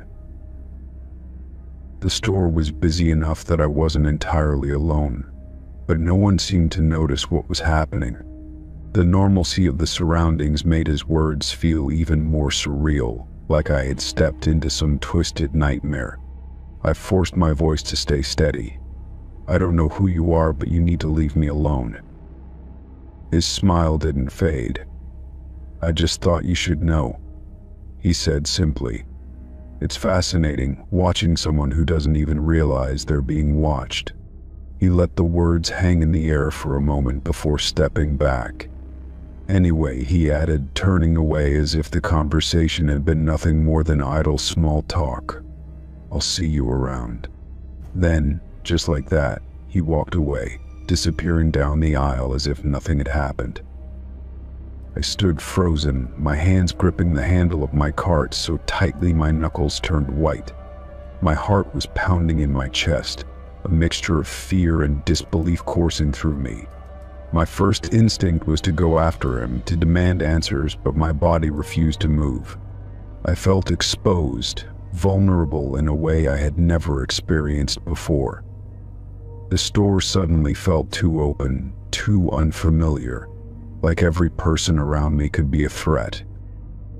I forced myself to move, to at least get to the front of the store where there were more people. I kept glancing over my shoulder, half expecting to see him again, but he was gone. My hands were shaking as I reached for my phone, hesitating before dialing. What was I even supposed to say? A man just told me he had been stalking me. that he knew everything about my routine. Would they even take me seriously? Instead, I rushed through checkout, barely registering the cashier's words as I paid for my groceries. My mind was spinning with questions. Had he followed me into the store, or had he just been waiting for me? How long had he really been watching? And more terrifyingly, was he still watching now? I hurried out into the parking lot, my eyes scanning every direction. The streetlights cast long shadows across the pavement, making everything feel more sinister. I loaded my bags into the car as quickly as I could, my hands trembling slightly. I slid into the driver's seat and locked the doors before taking a deep breath. My pulse was still racing, and I could feel the panic bubbling beneath the surface. I needed to go home, but the thought of returning to my apartment suddenly filled me with unease. The very place that was supposed to be safe now felt compromised. For the first time, I considered staying somewhere else for the night. A friend's place, a hotel, anywhere but my apartment. I didn't want to risk going home and finding him waiting in the shadows. The thought made my skin crawl. I reached for my phone again, this time determined to call someone. I needed to tell someone what had happened, needed confirmation that I wasn't overreacting. I hesitated for only a moment before calling my best friend. The moment she answered, I could hear the concern in her voice. "Are you okay?" she asked immediately, sensing something was wrong. I exhaled sharply, trying to steady my voice. "I need to talk to you," I said, my voice barely above a whisper. Something happened. I didn't have the energy to explain over the phone, but I knew I needed to be somewhere safe. As I drove away from the grocery store, I kept checking my mirrors, scanning the road for any sign of him. Every car behind me felt suspicious. Every shadow along the sidewalk made my heart race. I wouldn't feel safe until I was somewhere with locked doors and people around me. One thing was certain: I wouldn't be going home alone that night, and I had no idea if I would ever feel safe there again. Story 15. The library was nearly empty that afternoon, which was exactly how I liked it. The soft hum of the overhead lights and the occasional rustle of turning pages created a peaceful atmosphere. I had settled into one of the farthest corners, away from the main entrance and other visitors. The large windows beside me let in just enough light to keep the space from feeling too dim. I reached for a book on the shelf, one I had been meaning to read for a while. The worn cover and slightly yellowed pages gave it an old charm, the kind of book that had been handled many times over the years. I settled into my chair, flipping through the pages until I found the introduction. As I turned to the next chapter, a small slip of paper fluttered out and landed on my lap. Curious, I picked it up and unfolded it. The handwriting was neat but slightly hurried, as if written in a rush. 4 simple words stared back at me: "I can see you."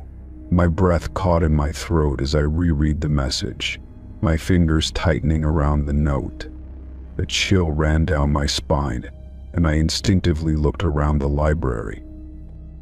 The reading area was mostly empty, except for an elderly man near the front and a librarian organizing books on a cart. No one seemed to be paying any attention to me. I glanced over my shoulder toward the rows of bookshelves, but there was no movement, no sign of anyone watching. Still, the unsettling feeling lingered, making the quiet library feel suddenly claustrophobic.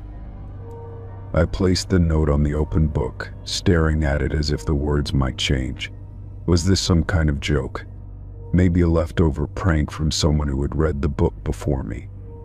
I took a deep breath and shook my head. It was nothing. Just a weird coincidence, nothing more. Deciding to ignore it, I tucked the note back between the pages and continued reading. Minutes passed, but I couldn't focus on the words in front of me. Every creak of a chair, every faint whisper from across the library made me tense.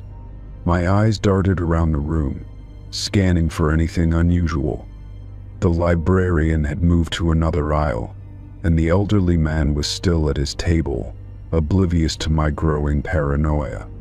I sighed, feeling ridiculous for letting a simple note get to me. But then, as I turned another page, a second note slipped out. This time, my hand shook as I picked it up. "Why aren't you looking?" My heartbeat thundered in my ears as I gripped the paper tightly. This wasn't random. Someone had placed these notes here intentionally, and they knew I had found the first one. I swallowed hard and forced myself to remain calm. My first instinct was to leave, but I didn't want to seem panicked. Instead, I carefully placed the note back in the book and closed it. Standing up slowly, I grabbed my bag and slung it over my shoulder, scanning the library one last time. If someone was watching me, I needed to find out who. I walked toward the bookshelves, pretending to browse as I moved deeper into the aisles. The shelves stretched high above me, casting long shadows in the dim lighting. My fingers grazed the spines of the books, but my attention was focused on my surroundings. I listened carefully, hoping to catch the sound of movement, but the library remained eerily silent. Then, out of the corner of my eye, I saw something shift. A shadow moved between the shelves just a few rows away. My pulse quickened as I took a slow step forward. Was it another visitor? Or the person who had left the notes? My breath felt heavy as I peeked around the corner, but the space was empty. Whoever had been there was gone. I exhaled shakily and decided I had enough. I turned toward the exit, walking briskly but not running. As I reached the front of the librarian glanced up and gave me a polite nod. I hesitated for a moment, considering whether I should tell her about the notes, but something held me back. What if she thought I was overreacting? What if this was just some strange coincidence? Pushing open the heavy wooden doors, I stepped outside into the crisp air. The quiet hum of the city greeted me, but I still felt on edge. I glanced back through the glass doors, half expecting to see someone watching me from inside, but there was no one. Just rows of bookshelves and the soft glow of the library lights. I walked toward my car, trying to shake the lingering unease. As I reached for my keys, I noticed something tucked under my windshield wiper. My stomach dropped as I approached, knowing what it would be before I even saw it. Another note, folded neatly, waiting for me. With trembling fingers, I pulled it free and unfolded the paper. "You can't ignore me." My breath hitched, and I spun around, scanning the street, the sidewalks, the parked cars nearby. There were a few people in the distance, but no one close enough to have left the note. The realization sent a shiver through me. Whoever this was, they were still watching. I shoved the note into my pocket and got into my car, locking the doors immediately. My hands were unsteady as I started the engine, my mind racing with questions. Who was doing this? Why? Was it just a twisted joke, or was there something more sinister behind it? I gripped the steering wheel tightly, forcing myself to breathe. I drove away, constantly checking my mirrors, half expecting to see a car following me. But the roads were mostly empty, and no one seemed to be trailing behind. Still, the sense of unease clung to me, making every shadow seem darker, every movement suspicious. When I finally reached home, I double-checked that my doors were locked, pulling the curtains shut before setting my bag down. I hesitated before taking out the notes, unfolding them and reading the words again. "I can see you. Why aren't you looking? You can't ignore me." I rubbed my temples, trying to make sense of it. A sudden thought occurred to me, and I grabbed the book from my bag, flipping through the pages where I had found the first notes. My heart pounded as I searched, my fingers moving quickly. Then, near the back of the book, another slip of paper fell onto my lap. With a deep breath, I picked it up, already dreading what it would say. The message was different this time, the handwriting a little messier, as if written in haste. I was right behind you.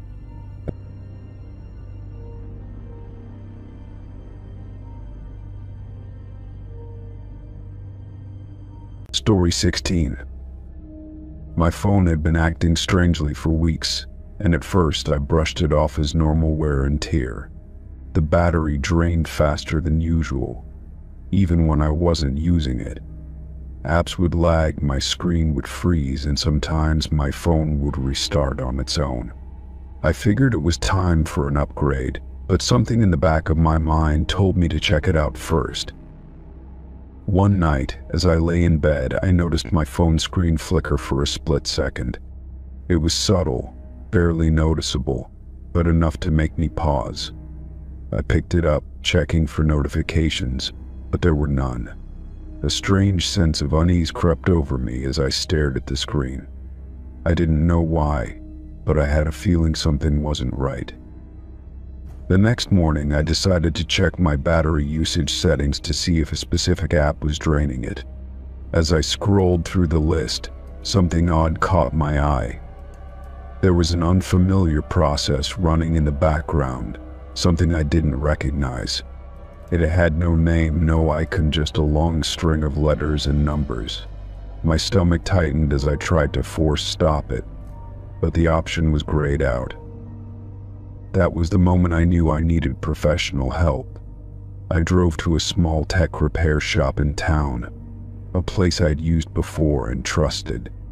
The technician took my phone, nodding as I explained the symptoms. He plugged it into his computer and ran a diagnostic scan. As the process bar filled, his expression darkened. I felt my chest tighten. "You've got spyware on here," he finally said, turning the screen toward me. I leaned in, staring at a list of suspicious files buried deep in my phone's system. It's recording audio, tracking your location, and running constantly in the background. His voice was calm, but his eyes told a different story. A chill ran down my spine. Someone had been listening to me, watching where I went. My thoughts raced, trying to make sense of it. How did this get on my phone? I asked, my voice barely above a whisper. I couldn't remember downloading anything suspicious or clicking on strange links. "It could have been installed remotely or through an app you downloaded," he said. "Sometimes even connecting to an unsecure Wi-Fi network can do it." He leaned back, rubbing his chin. "But whoever put this on your phone wasn't just trying to steal data. This is personal." The word sent a shiver through me. Personal. That meant someone had targeted me specifically, not just some random cybercriminal looking for credit card numbers. My mind immediately went to the people in my life. Who would do this? Who would even have the ability? I told the technician to remove everything, to wipe my phone completely. He agreed, but his expression was still grim. "Even after we clean it, you should be careful," he warned. "If someone went through the trouble of installing this once, they might try again." His words echoed in my head as I left the shop. Driving home, paranoia sank in. Had someone been following me? Had they heard private conversations, moments I thought were mine alone? I replayed everything in my head: phone calls, personal messages, things I had said out loud in my apartment when I thought I was alone. The idea that someone else might have been listening made my skin crawl. That night, I locked my doors and checked them twice. I powered off my phone completely, unwilling to take any chances. Even then, I couldn't shake the feeling of being watched. Every creak in my apartment, every shadow outside my window, sent my heart racing. I barely slept, my mind spinning with questions and possibilities. The next morning, I decided to dig deeper. I went through my accounts, checking for any signs of unauthorized access. My email, bank apps, and social media all seemed untouched. But when I opened my cloud storage, something caught my attention. There were recordings, hundreds of them. My hands trembled as I clicked on one. It was my own voice. I listened, my stomach twisting in horror. Conversations I had in my car, in my home, even whispers under my breath.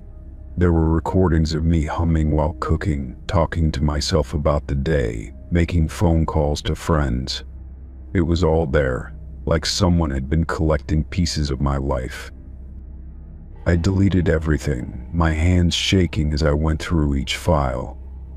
My thoughts turned dark. Who would do this? And more importantly, how long had they been listening? I felt sick, my mind buzzing with the realization that my privacy had been shattered. I called the tech shop again, asking if there was any way to trace where the spyware had come from. The technician sighed on the other end. "It's tricky," he said. "Whoever did this covered their tracks well.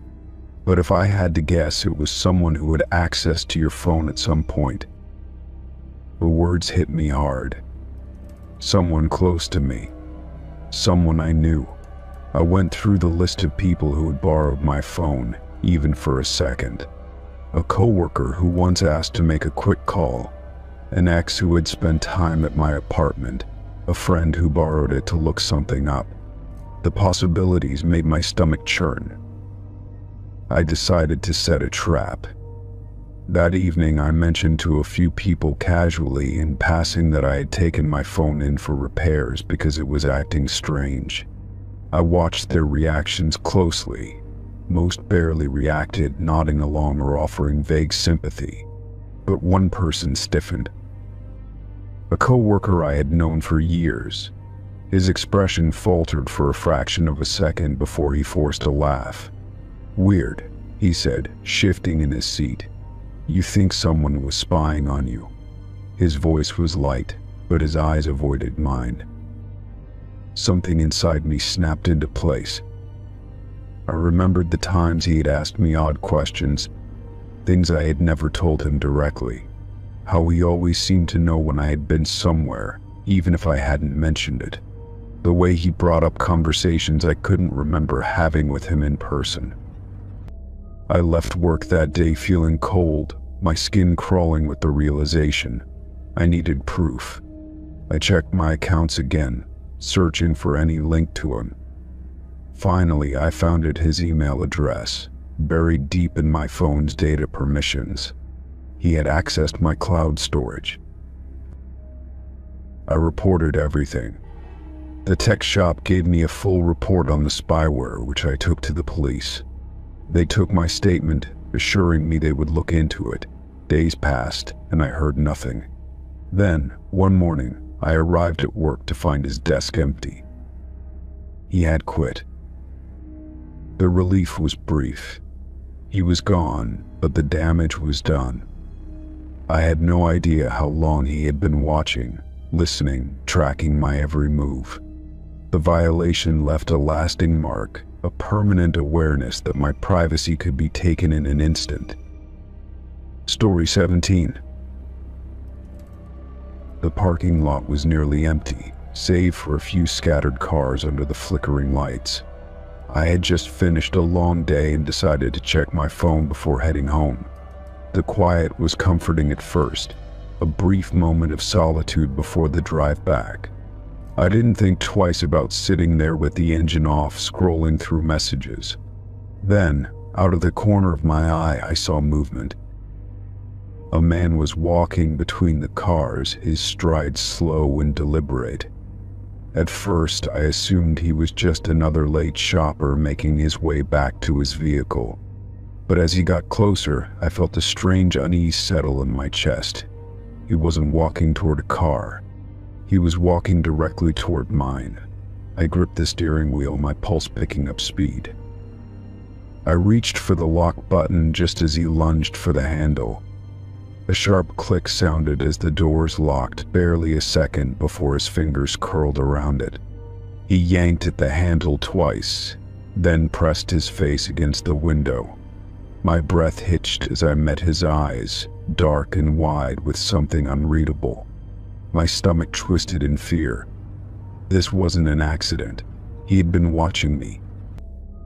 He slammed his fist against the glass, hard enough to make me flinch. The sound echoed in the empty lot, sharp and violent. My hands shook as I fumbled to start the car, my brain screaming at me to move. The engine roared to life, but the man didn't back away. Instead, he slammed the window again, his palm flat against the glass. My heart pounded so loudly I could barely hear myself think. I shoved the car into reverse, my eyes darting between the mirrors and the man still standing inches away. He didn't look scared or startled. He looked angry. As I backed up, he took a step forward, his hand dragging down the window like he was trying to leave a mark. My tires screeched against the pavement as I turned the wheel sharply, desperate to get away. I didn't look back as I sped toward the exit, my hands gripping the wheel so tightly they ached. My breaths were shallow and fast, my mind racing with what had just happened. Who was he? What did he want? And why had he picked me? I forced myself to keep driving, to put as much distance between myself and that parking lot as possible. The streets were quiet, and the streetlights cast long, eerie shadows across the road. My eyes flicked to the rearview mirror more times than I could count. Was he following me? Had he gotten into a car and decided to chase me down? Every dark vehicle behind me made my stomach clench.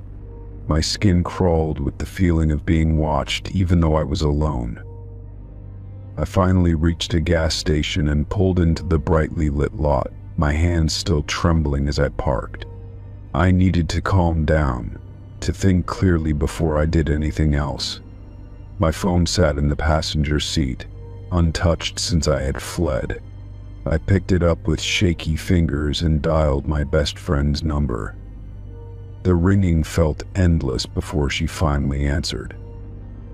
"I think someone just tried to get into my car," I said, my voice barely above a whisper.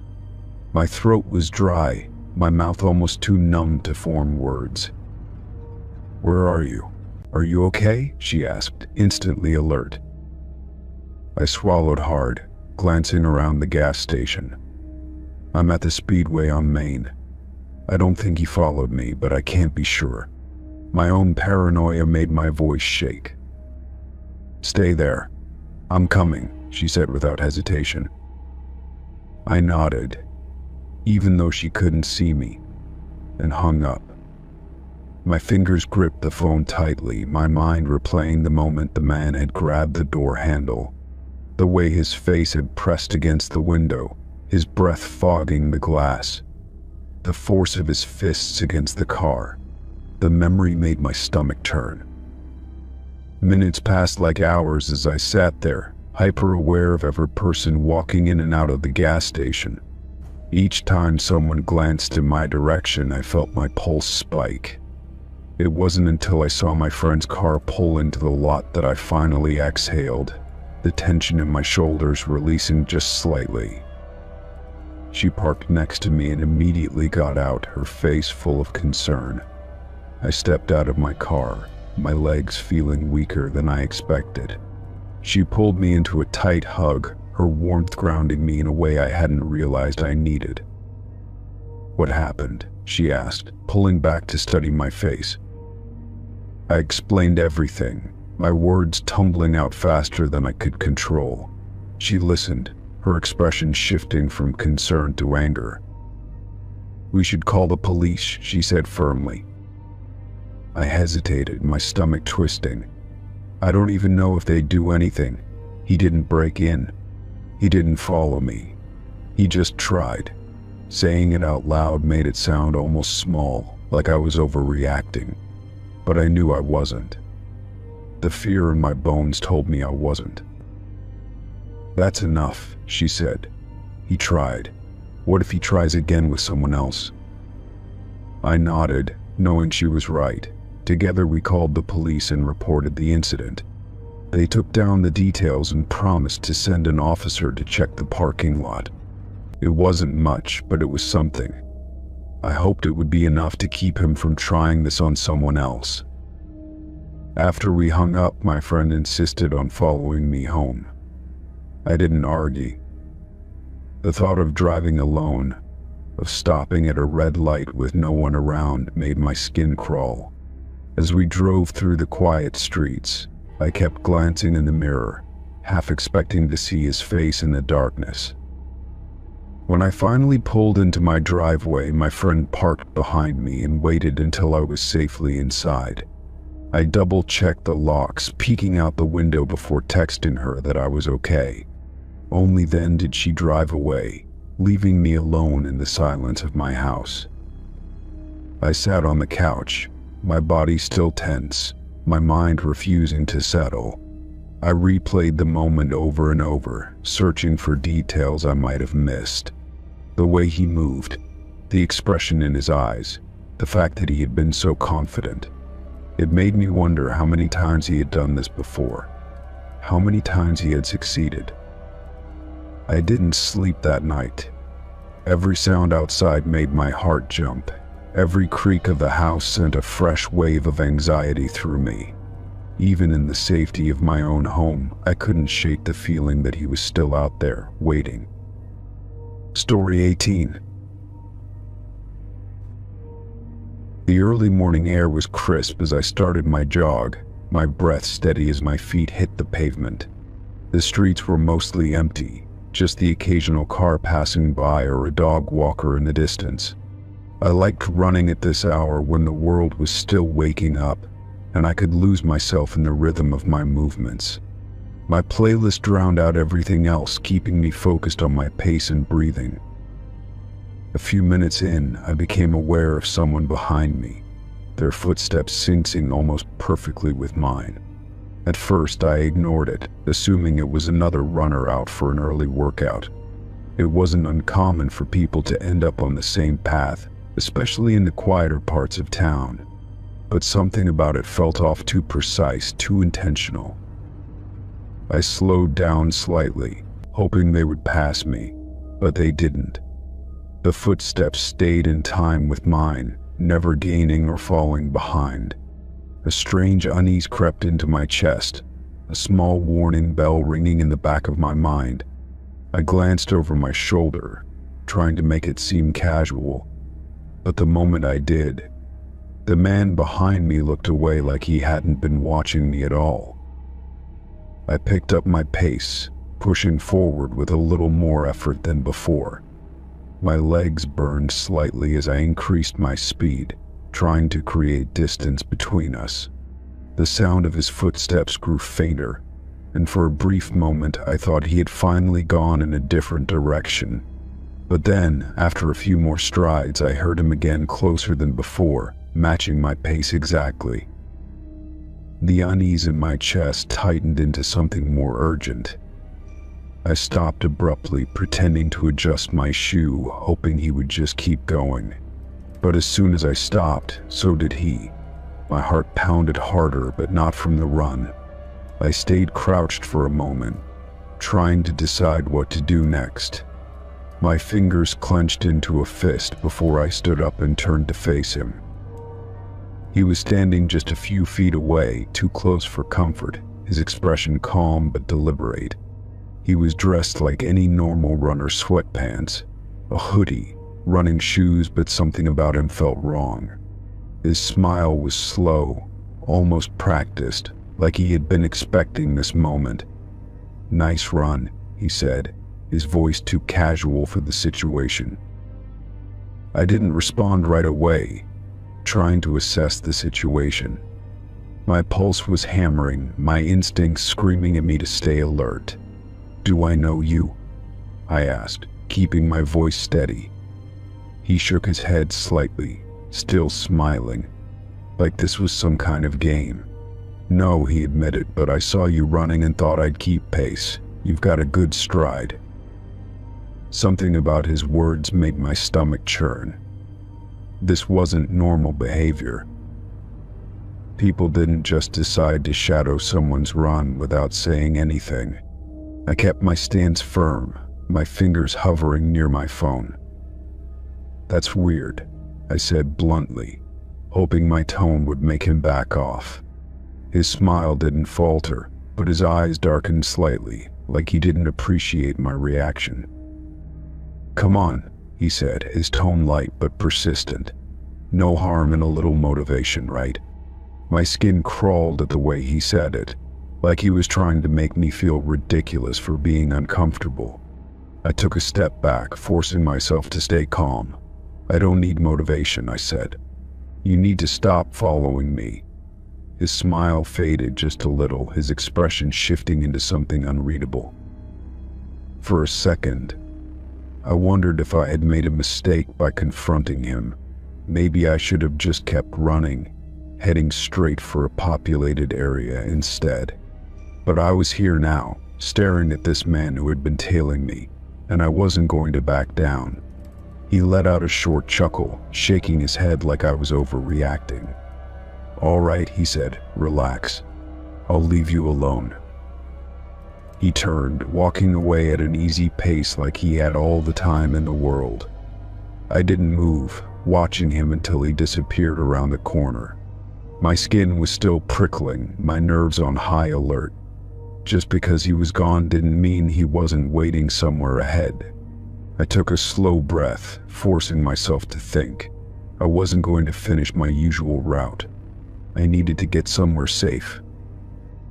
I turned in the opposite direction, heading back toward a more crowded area. The tension in my shoulders refused to ease, every shadow and passing car making me glance over my shoulder. I hated that he had gotten into my head, but I couldn't shake the feeling that he had planned this, that he had been waiting for the moment I noticed him. As I reached a busier street, I spotted a small cafe that had just opened for the morning. Without hesitating, I stepped inside, pretending like I was stopping for a break. The barista greeted me, and I forced a smile as I ordered a water. My hands were trembling slightly as I took a seat by the window, watching the sidewalk outside. A few minutes passed, and I started to think maybe he really had left. Then, just as I was beginning to relax, I saw him again. He was across the street, standing near a bus stop, his hands tucked into his hoodie pockets. He wasn't looking directly at me, but he was lingering, his body language too casual to be natural. My stomach twisted as I realized he hadn't just left like he said. He had been waiting, seeing where I would go. I pulled out my phone and texted a friend, telling them where I was and what was happening.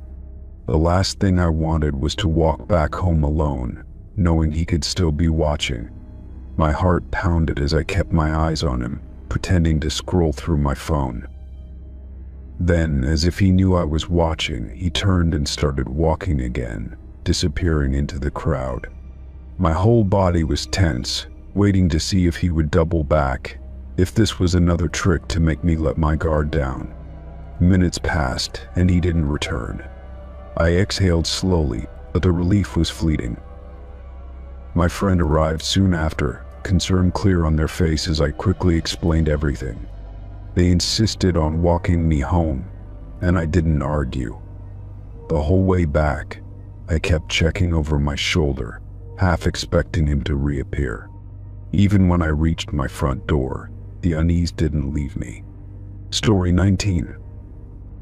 I walked to my car, the crisp morning air still carrying the last traces of the night's coolness. The parking lot was mostly empty, the quiet of dawn making everything feel still. As I reached for the door handle, I noticed something tucked under the windshield wiper. It was a folded piece of paper, slightly damp from the morning dew, its edges curling. I pulled it out, unfolding it carefully, my stomach tightening as I saw what was inside. It was a hand-drawn map, detailed and precise, showing the exact route I walked every morning. My heart began to pound as I traced the familiar streets and turns. There were X marks at various points along the route, each one placed at spots where I usually slowed down or stopped. A chill ran down my spine, my breath catching in my throat. Someone had been watching me, tracking my movements with enough detail to know my habits. My eyes darted around the lot, scanning for anyone who might be watching. The street was empty, the few parked cars silent and still. I swallowed hard, gripping the map in my shaking hands. My mind raced, trying to figure out who could have done this. Had someone followed me home? Was it a prank? It didn't feel like a joke. There was something unsettling about the careful precision of the markings. I glanced around again, then quickly got into my car, locking the doors as I started the engine. I sat there for a moment, staring at the map spread out on the passenger seat.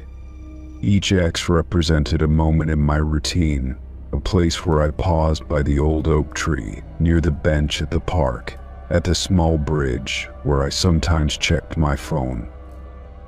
I took a deep breath, forcing myself to think logically. Maybe it was someone I knew, someone who thought this was funny. But who?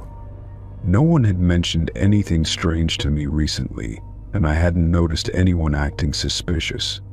The thought that someone had been close enough to memorize my routine made my skin crawl. I debated whether to call someone, but what would I even say? I had no proof of anything, just a piece of paper and a gut feeling that something was very, very wrong. My usual morning walk now felt like a trap, a routine that someone had studied long enough to mark key points. I decided not to go on my usual route. Instead, I drove to a coffee shop across town, parking where I could watch the entrance. My hands were still shaking as I sipped my coffee, my mind replaying every morning over the past few weeks. Had I seen anyone following me? Had a car lingered too long when I walked by? I couldn't remember anything specific, and that scared me even more. I spread the map out again, looking for a pattern in the X marks. They weren't random, each was placed at a location where I had stopped. Whoever made this had been watching closely enough to know the exact moments I lingered. That kind of observation took time, patience, and intent. I glanced at the other customers in the coffee shop, suddenly feeling exposed. What if the person was in here now, watching me? I folded the map quickly, stuffing it into my bag. I needed to change my habits, break my routine, and make myself unpredictable. For the rest of the day, I couldn't focus on anything else.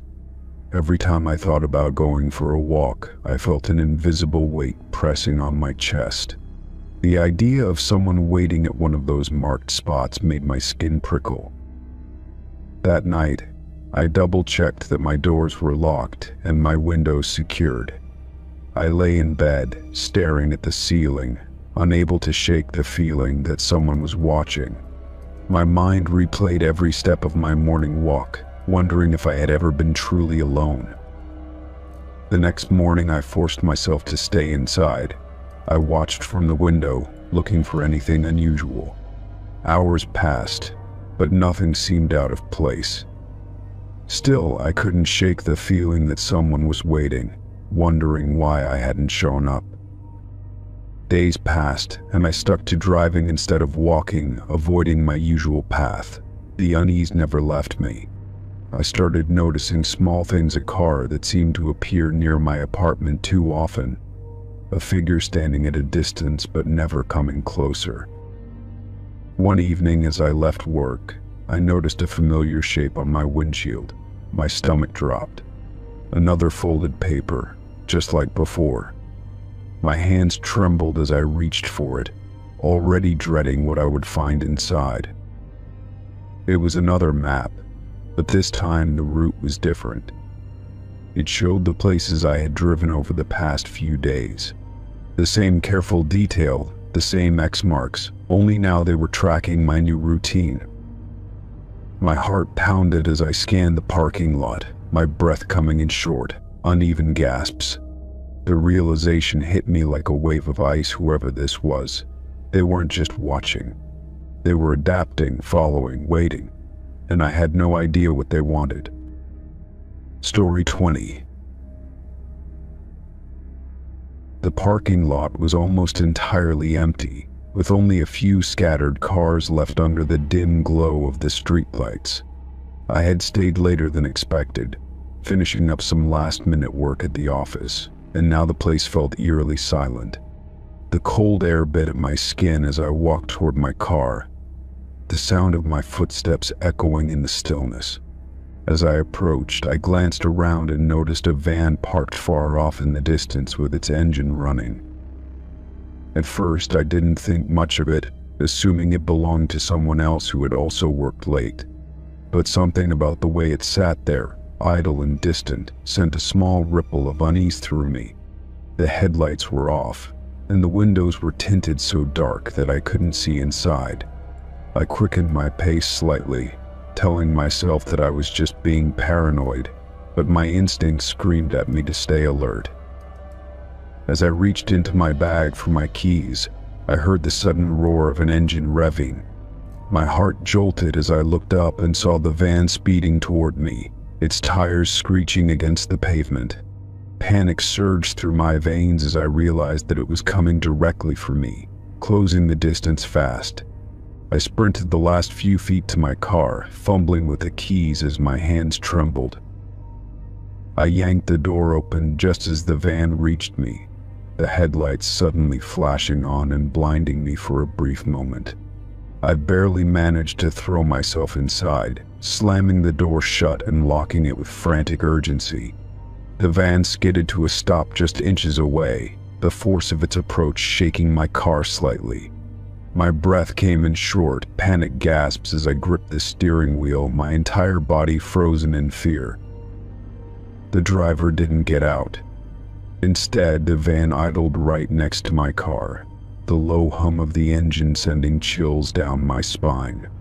I dared not move, barely even breathing, as I waited to see what they would do next. My mind raced with terrifying possibilities. Was this an attempted carjacking, an abduction, or something even worse? I reached for my phone with shaky hands, my fingers struggling to unlock the screen. Before I could dial for help, the van suddenly jerked forward, swerving around my car before pulling up directly in front of it. The way it moved was calculated, almost as if they were trying to block me in. I could feel my pulse pounding in my ears as I struggled to think clearly. There was no one else around, no witnesses, and I knew I had to act fast. Summoning whatever courage I had left, I started my car, my hands still trembling against the ignition. The moment the engine roared to life, the van's brake lights flickered, as if they were waiting to see what I would do next. I threw the car into reverse, my tires screeching as I backed up at full speed. The van lurched forward again, trying to match my movements, but I didn't hesitate. I twisted the wheel sharply and cut across the parking lot, aiming for the nearest exit. My breath was ragged, my entire body tense as I watched the van through my rearview mirror. It hesitated for a moment before suddenly peeling off in the opposite direction, disappearing into the night.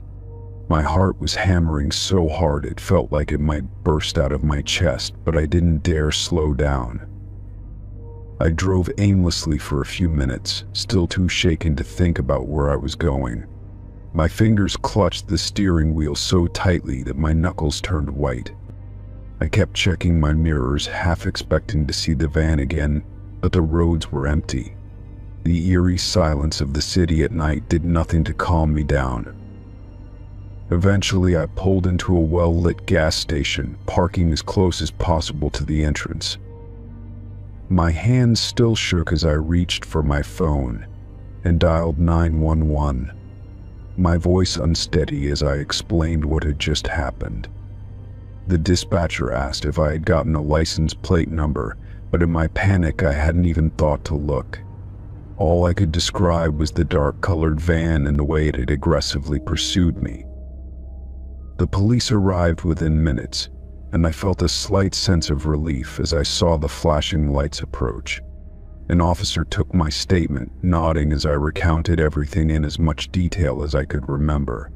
He told me that similar incidents had been reported in nearby areas, drivers being followed or approached in empty parking lots. Some cases had ended in robbery, others in disappearances. That last part made my stomach twist into knots. The realization that I could have been one of those cases made my skin crawl. The officer advised me to avoid parking alone in isolated areas and to always check my surroundings before getting out of my car. His words echoed in my mind as I sat in my car afterward, trying to process everything that had just happened. The drive home felt surreal, my nerves still on edge with every shadow I saw on the road. I kept replaying the moment the van had sped toward me, the way it had nearly blocked me in. It wasn't a random coincidence. Whoever was in that van had been waiting, watching. The thought made me sick. When I finally got home, I double-checked that my doors were locked before sinking onto my couch, exhaustion finally settling in. I was safe now, but the fear still clung to me like a second skin. I knew that I had narrowly escaped something terrible, and the thought haunted me for the rest of the night. Even after hours had passed, I couldn't shake the feeling that someone was still watching. Story 21. I came home from work to find a plain white envelope sitting in my mailbox. There was no return address, no markings, nothing to indicate who had sent it. Curiosity got the better of me, and I tore it open right there in the hallway. Inside was a single photograph, glossy and slightly bent at the edges. My stomach dropped as I stared at it, my own face staring back at me. It had been taken from outside my window, the angle unmistakable. I looked up toward my apartment, my eyes scanning the surrounding buildings. The realization that someone had been watching me sent a shiver down my spine. My hands trembled as I clutched the photo. Locking the door behind me, I went straight to the window and pulled the curtain shut. The idea of someone standing out there in the dark, camera in hand, made my skin crawl. I checked the locks twice before sitting down with the photo again. There was no note, no explanation, just the image of me sitting at my desk. My blinds had been slightly open that night, something I usually never did. Someone had been waiting for the right moment. I tried to recall anything unusual from the past few nights, but came up blank. The thought of a stranger lurking outside while I went about my evening routine unsettled me. I checked my phone, debating whether to call someone, but I wasn't sure what I would even say. I placed the photo on my coffee table and stepped back, as if keeping distance from it would make it less real. Was this some kind of prank? A warning? My heart pounded as I considered the possibilities. Sleep didn't come easy that night. I kept hearing noises outside, each creak of the building sending me into a state of paranoia. When I finally dozed off, I dreamt of unseen eyes watching me through the darkness. The next morning, I took the photo to the leasing office, hoping the security cameras had caught something. The woman at the desk frowned as I explained the situation, glancing at the image with a wary expression. She promised to check, but didn't seem particularly hopeful. I spent the rest of the day on edge, unable to focus on anything.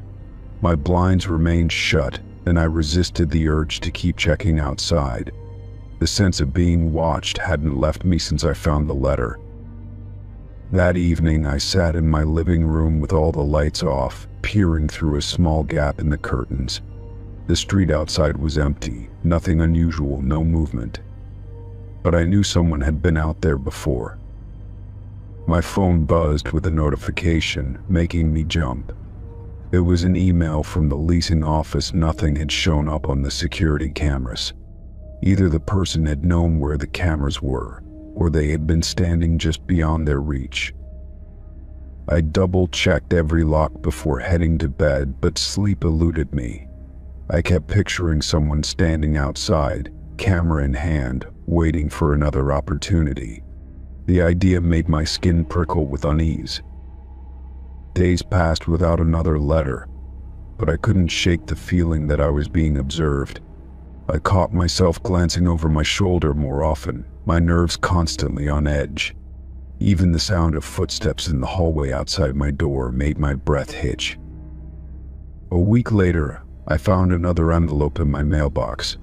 My hands felt numb as I opened it, already knowing what was inside. Another photograph, this time of me standing in my kitchen, pouring a glass of water. The fear in my chest deepened as I studied the angle. It was taken from the same spot as before, outside my window, but closer. I had drawn the blinds every night since the first letter, except for a brief moment that morning. I grabbed my phone and dialed the non-emergency police line, my hands shaking. The officer on the other end listened carefully and said they would send someone to take a report. It wasn't the immediate relief I had hoped for, but at least I wasn't handling this alone anymore. An officer arrived within the hour, examining the photos with a grim expression. He asked if I had noticed anything unusual, any strange behavior in the building. I told him everything, but I had no real leads. He advised me to keep my blinds shut and be aware of my surroundings. His words were meant to be reassuring, but they only confirmed my worst fear: someone was watching, and they weren't stopping. I watched him leave, feeling more alone than ever. That night, I slept with my bedroom door locked, every light in the apartment turned on. My exhaustion finally caught up with me, pulling me into an uneasy sleep. Sometime in the middle of the night, I woke up to a faint tapping sound. My breath caught in my throat as I strained to listen. It was coming from the living room, from the direction of my window. The tapping was slow, deliberate, like someone waiting for me to respond. I stayed frozen in bed, my heart hammering so hard I thought it would give me away. The tapping stopped after a few moments, replaced by silence. I couldn't bring myself to move, terrified of what I might see if I looked. Morning came and I finally gathered the courage to check the window. My stomach turned at the sight of faint smudges on the glass, as if fingers had pressed against it. I had kept the blinds shut, but they had still been there, standing just inches away. I called the police again, and this time they took the situation more seriously. An officer stayed for a while, checking the perimeter of the building, but found nothing. He suggested I stay somewhere else for a few nights. I packed a bag and left, staying at a friend's apartment across town. The change of scenery helped, but I couldn't shake the paranoia. I kept checking her windows, half expecting another letter to appear. 2 days later, my friend called while I was out grabbing coffee. Another letter had arrived at her place, addressed to me. I ran back, dread curling in my stomach as I tore it open. Inside was a single photograph taken from outside her window. It showed me sleeping on her couch, unaware that someone had found me again. Story 22. The first time I heard the noises, I dismissed them as the house settling. It was an old home, full of creaks and groans, and I had learned not to let every sound unnerve me. But over the next few nights, the noises became more distinct: soft shuffling, the faintest sound of movement just above my bedroom. It wasn't the scurrying of mice or the scratch of tree branches against the roof. I tried to ignore it at first, convincing myself it was nothing. But as the nights passed, the noises grew more persistent, waking me in the middle of the night. I would lie in bed, staring at the ceiling, my pulse quickening with each sound. Something was up there, something that wasn't supposed to be. One evening, I finally decided to check. I grabbed a flashlight and a broom, not sure what I was expecting to find. The attic entrance was in the hallway, a pull-down ladder that creaked loudly as I unfolded it. My hands were clammy as I gripped the sides, slowly climbing up into the darkness above. The air in the attic was thick with dust, the scent of old wood and insulation filling my nose. I waved the flashlight around, illuminating the cluttered space. Boxes stacked against the walls, forgotten furniture draped in sheets, and a few scattered cobwebs. But then I saw something that didn't belong. In the far corner, nestled between a stack of boxes, was a pile of blankets. Next to them, empty food wrappers, crumpled fast food bags, and a half-empty bottle of water. My breath caught in my throat as the beam of my flashlight settled on something even worse, a small, battered notebook resting beside the makeshift bed. I hesitated before picking it up, my fingers trembling as I flipped it open. The handwriting was small, neat, and meticulous, each page filled with notes. As I scanned the words, a chill ran down my spine. The entries weren't random thoughts or diary-like reflections. They were about me. 6:30 a.m. leaves for work. 7:15 p.m. comes home, turns on porch light. 10:45 p.m. goes to bed. Leaves the bathroom light on. Page after page, it detailed my movements, what time I came and went, which lights I left on, even what I watched on TV at night. Some entries mentioned things I didn't even realize about myself, like how I always checked my phone at the same spot by the kitchen window. My stomach twisted as I stepped back, the attic suddenly feeling smaller, more suffocating. Someone had been living up here. Someone had been watching me. I turned sharply, scanning the space again, half expecting to find someone crouched in the shadows. But the attic was still, too still. I climbed down quickly, nearly tripping as I stumbled back into the hallway. My heart was hammering in my chest as I locked the attic door, as if that would do any good. I grabbed my phone and paced the living room, debating whether to call the police. The thought of an officer searching the house, dismissing my fears as paranoia, made me hesitate. But the thought of going to sleep knowing someone had been up there was even worse. I made the call. The dispatcher's voice was calm, professional, asking me to stay on the line until officers arrived. I stood by the front door, my grip tight around my phone, my ears straining for any movement above me. The minutes stretched endlessly until finally, red and blue lights flooded my driveway. The officers took my report seriously, searching the attic and the rest of the house. They didn't find anyone, but they confirmed what I already knew: the space had been recently occupied. The food wrappers weren't old, and the blankets still held warmth. Whoever had been staying up there had likely left when they heard me coming. They asked if I had noticed anything unusual lately, any signs of forced entry. I shook my head, feeling foolish for not paying closer attention. But then one officer checked the attic hatch from the outside and found something chilling. The latch had been tampered with. It had been rigged in a way that allowed someone to access it from below without needing to force it open. The realization made my skin crawl. This wasn't just some random squatter looking for a place to stay. They had planned this. They had watched me long enough to know when I wouldn't be home, long enough to keep track of my habits in that journal. The officers suggested I stay somewhere else for the night, at least until I could change the locks and secure the attic properly. I didn't argue. I packed a bag with shaking hands, glancing over my shoulder every few seconds as if I'd turn around and find someone standing there. I spent the night at a friend's house, barely sleeping, my mind racing with possibilities. How long had they been up there? Had they ever come down while I was sleeping? Had I ever been inches away from them without knowing? The thought sent shivers down my spine. The next day, I called a locksmith and had every lock in the house replaced.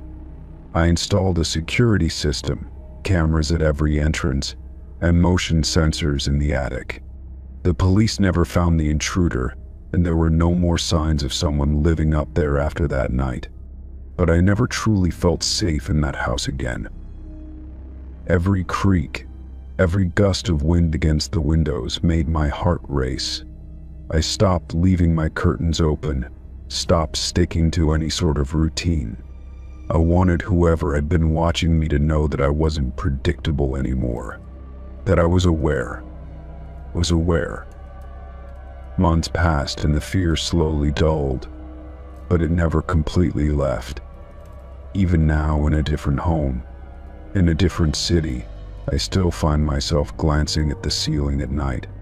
I still double-check that every door is locked before bed. And sometimes when I hear a noise in the quiet hours, I can't help but wonder if someone is watching. Story 23. The train car was nearly empty, the rhythmic hum of the tracks lulling me into a daze. I had taken this route dozens of times before, never once feeling unsafe. The fluorescent lights overhead flickered slightly, casting a sterile glow on the worn seats. I adjusted my bag on my lap, staring out the window at the darkened landscape rushing past. The doors hissed open at the next stop, and a man stepped inside, his footsteps slow and deliberate. He glanced around before making his way toward me, despite the abundance of empty seats. Something about him felt off, his movements too precise, his eyes scanning the car as if searching for something. I shifted slightly as he lowered himself into the seat beside me, his presence unnerving.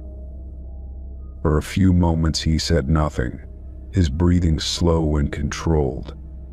I kept my gaze fixed forward, pretending not to notice how his body angled toward mine. The air between us felt thick, heavy with something unspoken. Then, in one swift motion, he slipped something into the outer pocket of my bag. I tensed, my heart pounding as I glanced down. A folded piece of paper peeked out from the zipper, the edges slightly crumpled. My fingers trembled as I reached for it, unfolding it cautiously. The message inside was written in hurried, uneven handwriting. "Get off at the next stop if you want to live." A chill ran through me, my breath hitching in my throat. My mind raced with possibilities, each one more terrifying than the last. Was this some kind of sick joke? Or was I actually in danger? I swallowed hard, sneaking a glance at the man beside me. His face remained neutral, almost too calm. I forced myself to stay still, to not react visibly. If he had meant to scare me, I wouldn't give him the satisfaction. My eyes flicked toward the digital display above the doors. The next stop was less than 2 minutes away. My palms grew damp as I tried to weigh my options. If this was a prank, getting off early would make me look foolish. But if it wasn't... The train rocked gently as it sped forward, the lights above flickering once more. The man remained quiet, his hands resting on his knees, his gaze fixed straight ahead. The longer I sat there, the more suffocating the air around me became. I could feel his presence pressing down on me, an invisible weight growing heavier by the second. The announcement for the next stop crackled through the speakers, jolting me from my thoughts. My instincts screamed at me to move, to listen to the warning. I took a slow breath, pretending to adjust my bag as I prepared to stand. The man didn't look at me, didn't acknowledge my movement, but I could feel his awareness. As the train slowed, I stood and stepped toward the doors, my heartbeat echoing in my ears. I expected him to follow, to grab my arm or stop me in some way. But he didn't move. He remained seated, his posture unchanged. The door slid open and I forced myself to step onto the platform, my legs unsteady. The cold night air hit me as I turned back toward the train, expecting to see him watching me through the window. But he wasn't. The seat was empty. My stomach twisted as the train doors closed, the car pulling away into the darkness. I stood frozen, trying to make sense of what had just happened. I looked around the platform, half expecting someone to be waiting for me, but it was deserted. The distant hum of the city buzzed in the background, the streetlights casting long shadows. My hands clenched around the strap of my bag, the note still crumpled in my fist. Had I just avoided something terrible? Or had I made a mistake by getting off? I turned toward the exit, my pulse still racing. My plan was to find a taxi, to get away from this station as fast as possible. But as I started toward the stairs, movement caught my eye. A figure stood just beyond the glow of the streetlights, partially hidden in the shadows. My breath caught as they took a slow step forward. It wasn't the man from the train. This was someone else, someone who had been waiting for me. Panic surged through me as I took a step back, my mind screaming at me to run.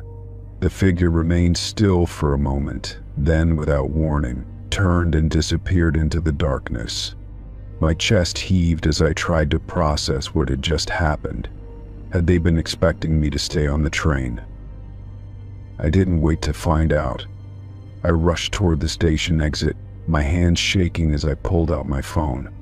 My fingers fumbled as I dialed for a ride, my heart slamming against my ribs.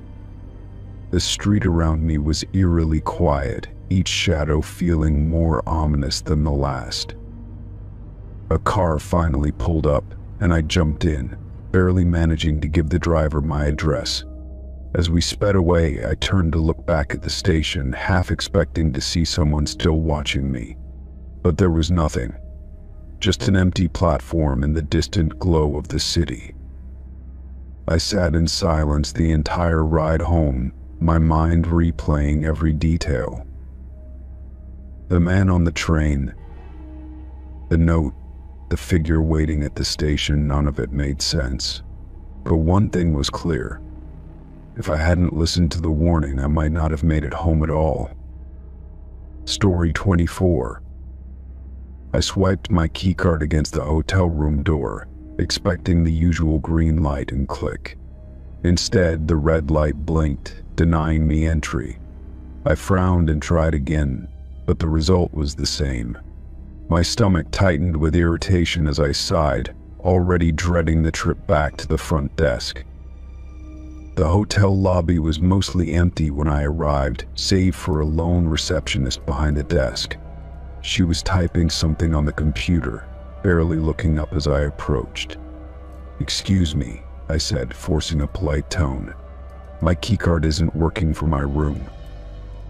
She finally glanced up, giving me a professional but somewhat tired smile.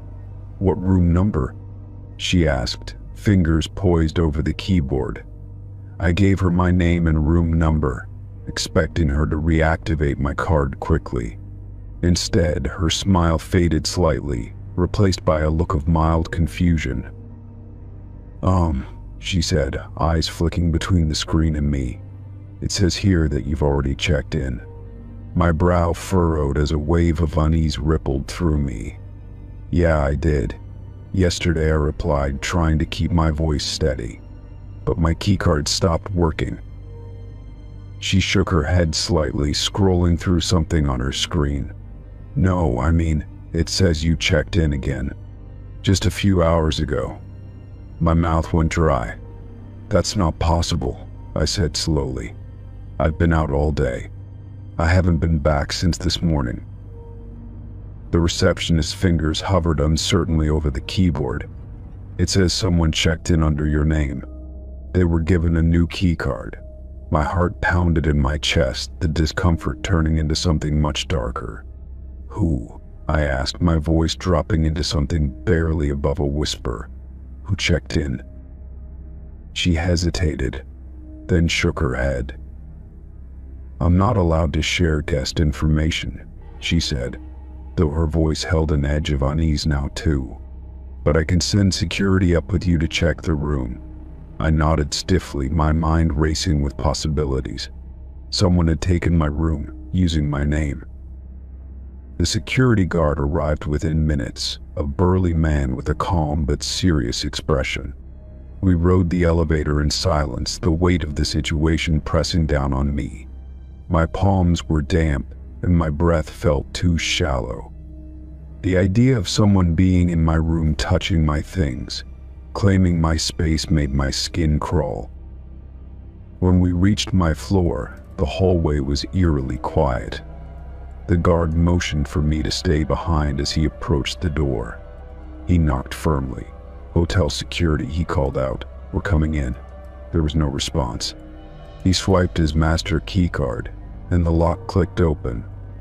My pulse pounded in my ears as the door swung inward.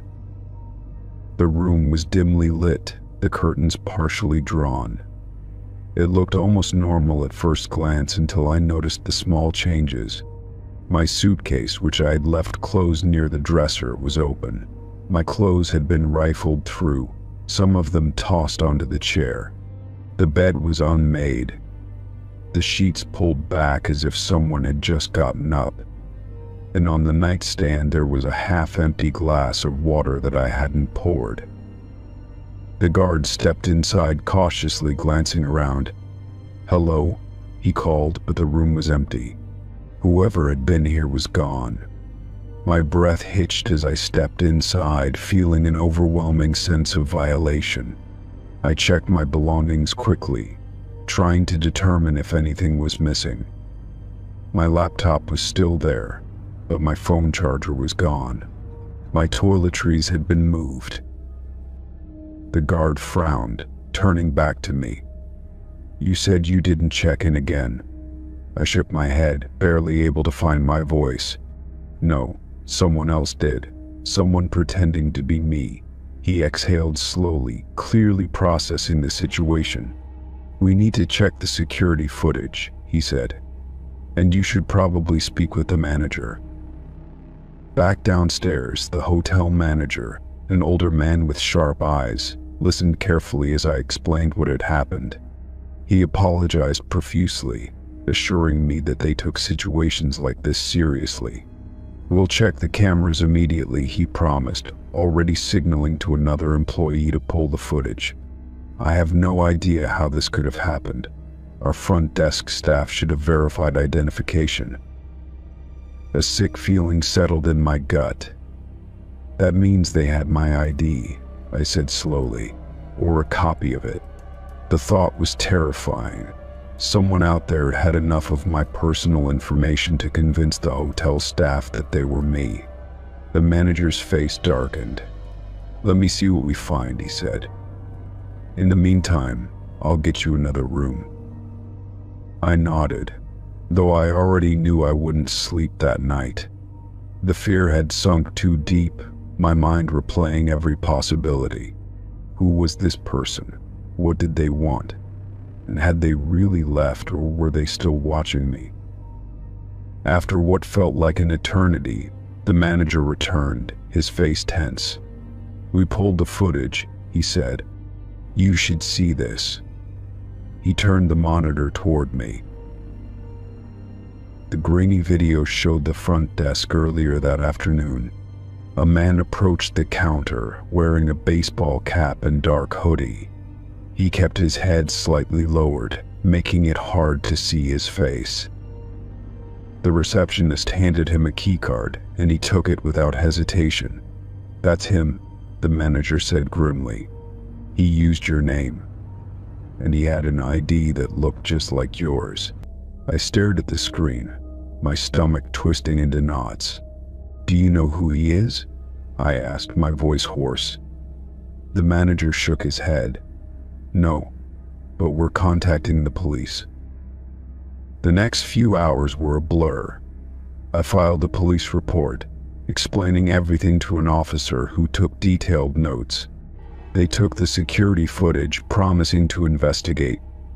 "It's possible this was a case of identity theft," the officer said. "But it's also possible he was watching you specifically."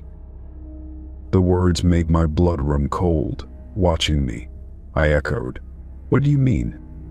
The officer's expression was careful. "Sometimes people do this to gain access to someone's belongings or personal space. The fact that he checked in under your name means he likely knew you were staying here." I felt like I was going to be sick. I had noticed nothing, no strange figures, no hints that I had been followed. But clearly someone had been keeping tabs on me, and they had gotten close enough to steal my identity, even if just for a night. The hotel offered to comp my stay. But it didn't matter. I packed my bags and left that night, unable to shake the feeling that whoever had been in my room wasn't just some random scammer. They had chosen me for a reason. As I drove away from the hotel, every passing car felt suspicious. Every stranger felt like a potential threat. I knew I wouldn't feel safe again until I figured out who had done this and why. Story 25. The highway was nearly empty that night, just an occasional pair of headlights in the distance. I had been driving for hours, eager to get home after a long day. The road stretched ahead, dark and quiet, with only the hum of my engine filling the silence. My eyes were heavy, and I told myself I just needed to push through the last few miles. I barely noticed the car approaching behind me until it was right on my bumper. The headlights glared in my rearview mirror, making it hard to see. I frowned, gripping the wheel tighter as the car inched closer. At first, I thought it was just an impatient driver trying to pass. But then the impact came. The jolt sent my body forward against the seatbelt, my tires screeching as I struggled to regain control. I pulled over immediately, my heart pounding as I reached for the hazard lights. My first thought was that maybe they hadn't meant to hit me, that it was some kind of mistake. But as I reached for the door handle, something about the situation made me hesitate. The other car had stopped behind me, but no one was stepping out to check the damage. Then, the doors flew open at the same time. Two men burst out, moving fast, their silhouettes barely visible in the dim glow of the streetlights. My stomach twisted as I realized they weren't walking, they were running, and they were coming straight for me. My body reacted before my mind caught up, and I yanked the door shut, locking it in one frantic motion. One of the men reached my car first, grabbing at the handle and yanking hard. The door didn't budge, but my pulse pounded as I watched his face twist in frustration. The second man was already moving around the front, blocking my path if I tried to drive forward. My breath came in shallow gasps as I fumbled for the gear shift, my fingers slick with sweat. I slammed my foot on the gas, my tires screeching as my car lurched forward. The man in front jumped back just in time, barely avoiding being hit. My hands shook as I swerved back onto the road, my headlights cutting through the darkness. I didn't look back, didn't check to see if they were chasing me. I just drove faster than I ever had before. My heart pounded as I kept glancing at the rearview mirror, half expecting their car to be right behind me. But the road was empty, the only sign of them fading in the distance. I forced myself to breathe, gripping the wheel so tightly my knuckles turned white. The reality of what had just happened sank in, and my whole body trembled. I took the next exit, pulling into a gas station parking lot, my hands still shaking. My mind raced with possibilities. Had this been a carjacking? A setup? My car still worked, and I hadn't been robbed, but that didn't make the situation any less terrifying. I grabbed my phone with unsteady fingers and dialed 911. The operator answered, and I quickly explained what had happened. My voice came out in short, uneven bursts as I tried to keep myself calm. They asked if I had seen any weapons, but in the panic I hadn't been able to tell. They assured me an officer would be sent to my location, and I stayed on the line, my eyes darting around the parking lot. Minutes later, red and blue lights flashed in my mirrors. A police cruiser pulled in beside me, and an officer stepped out, approaching my car cautiously. I rolled down my window, still gripping my phone. The officer asked if I was hurt, and I shook my head, though my pulse was still racing. I recounted everything: the way the car had been following me, the sudden impact, and the two men charging toward me. The officer listened carefully, nodding as he took notes.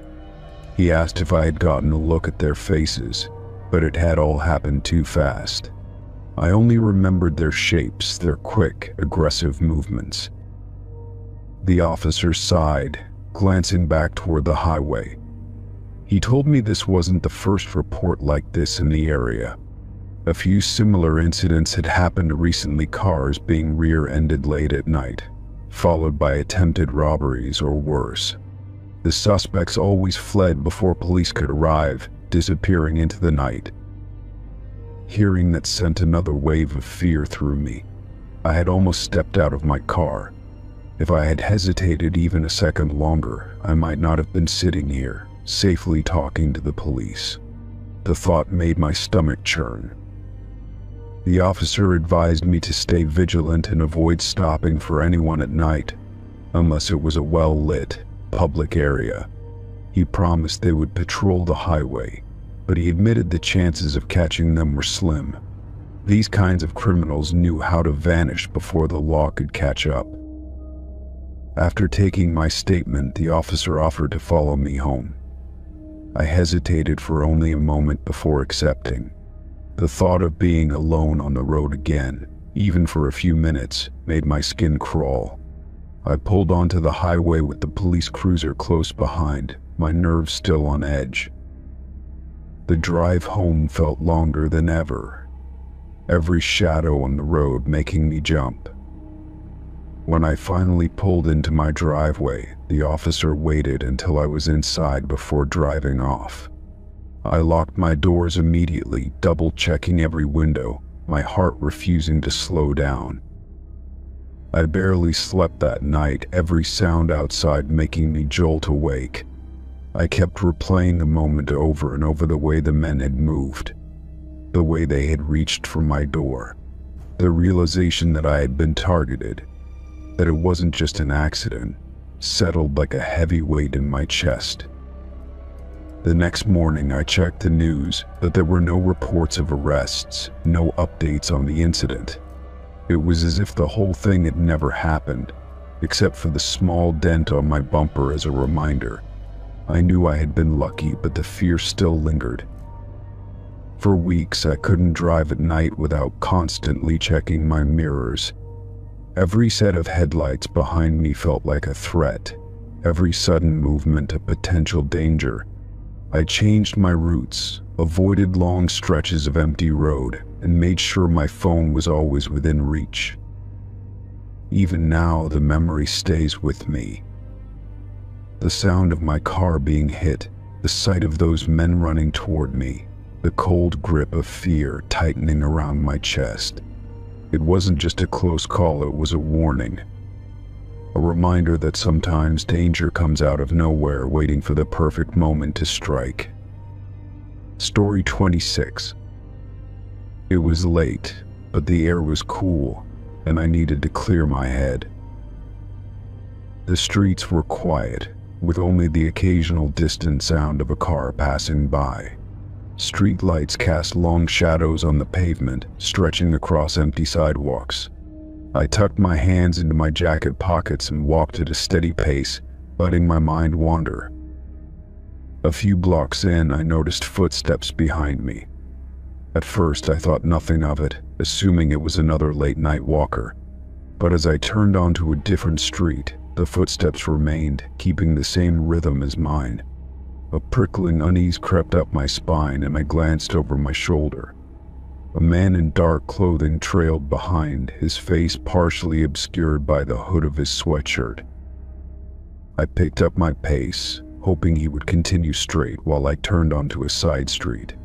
But when I made the turn, so did he. My heart began to pound as I tried to stay calm, reminding myself that it could be a coincidence. Still, I decided to test it further. I crossed the street abruptly, stepping quickly onto the opposite sidewalk. A moment later, he followed. Panic started to settle in. The streets around me were mostly empty, with no other pedestrians in sight. I scanned the area for somewhere safe to go, my mind racing through my options. A few storefronts lined the street, most of them closed, their metal security gates pulled down. Then I spotted a corner store up ahead, its fluorescent lights casting a dim glow onto the sidewalk. Without hesitation, I walked straight inside, trying to keep my movements casual. The bell above the door jingled, and a bored-looking cashier glanced up before returning to his phone. I pretended to browse the shelves, grabbing a random snack to make it seem like I had a purpose. My heart pounded as I glanced toward the front of the store. The man had stopped just outside, lingering near the entrance. He didn't look inside but stood just beyond the door, his body partially turned away as if he were waiting for something. A cold wave of fear rushed through me. He wasn't here to shop. He was waiting for me. I moved toward the back of the store, pretending to look at the refrigerators stocked with drainers. My reflection in the glass stared back at me, pale and tense. I needed to think of a plan, but my mind was spinning too fast. Should I call someone? Ask the cashier for help? Wait him out and hope he got bored? Minutes passed, but the man didn't leave. I watched from the corner of my eye as he shifted his weight from one foot to the other, occasionally glancing around. The cashier hadn't seemed to notice him, too absorbed in his phone to pay attention to anything else. My fingers tightened around the bag of chips I had picked up, the crinkling sound loud in the silent store. After 10 minutes, I checked again. He was still there. My stomach twisted. It wasn't random he was waiting specifically for me. I thought about my route home, realizing that once I stepped outside I would be alone again.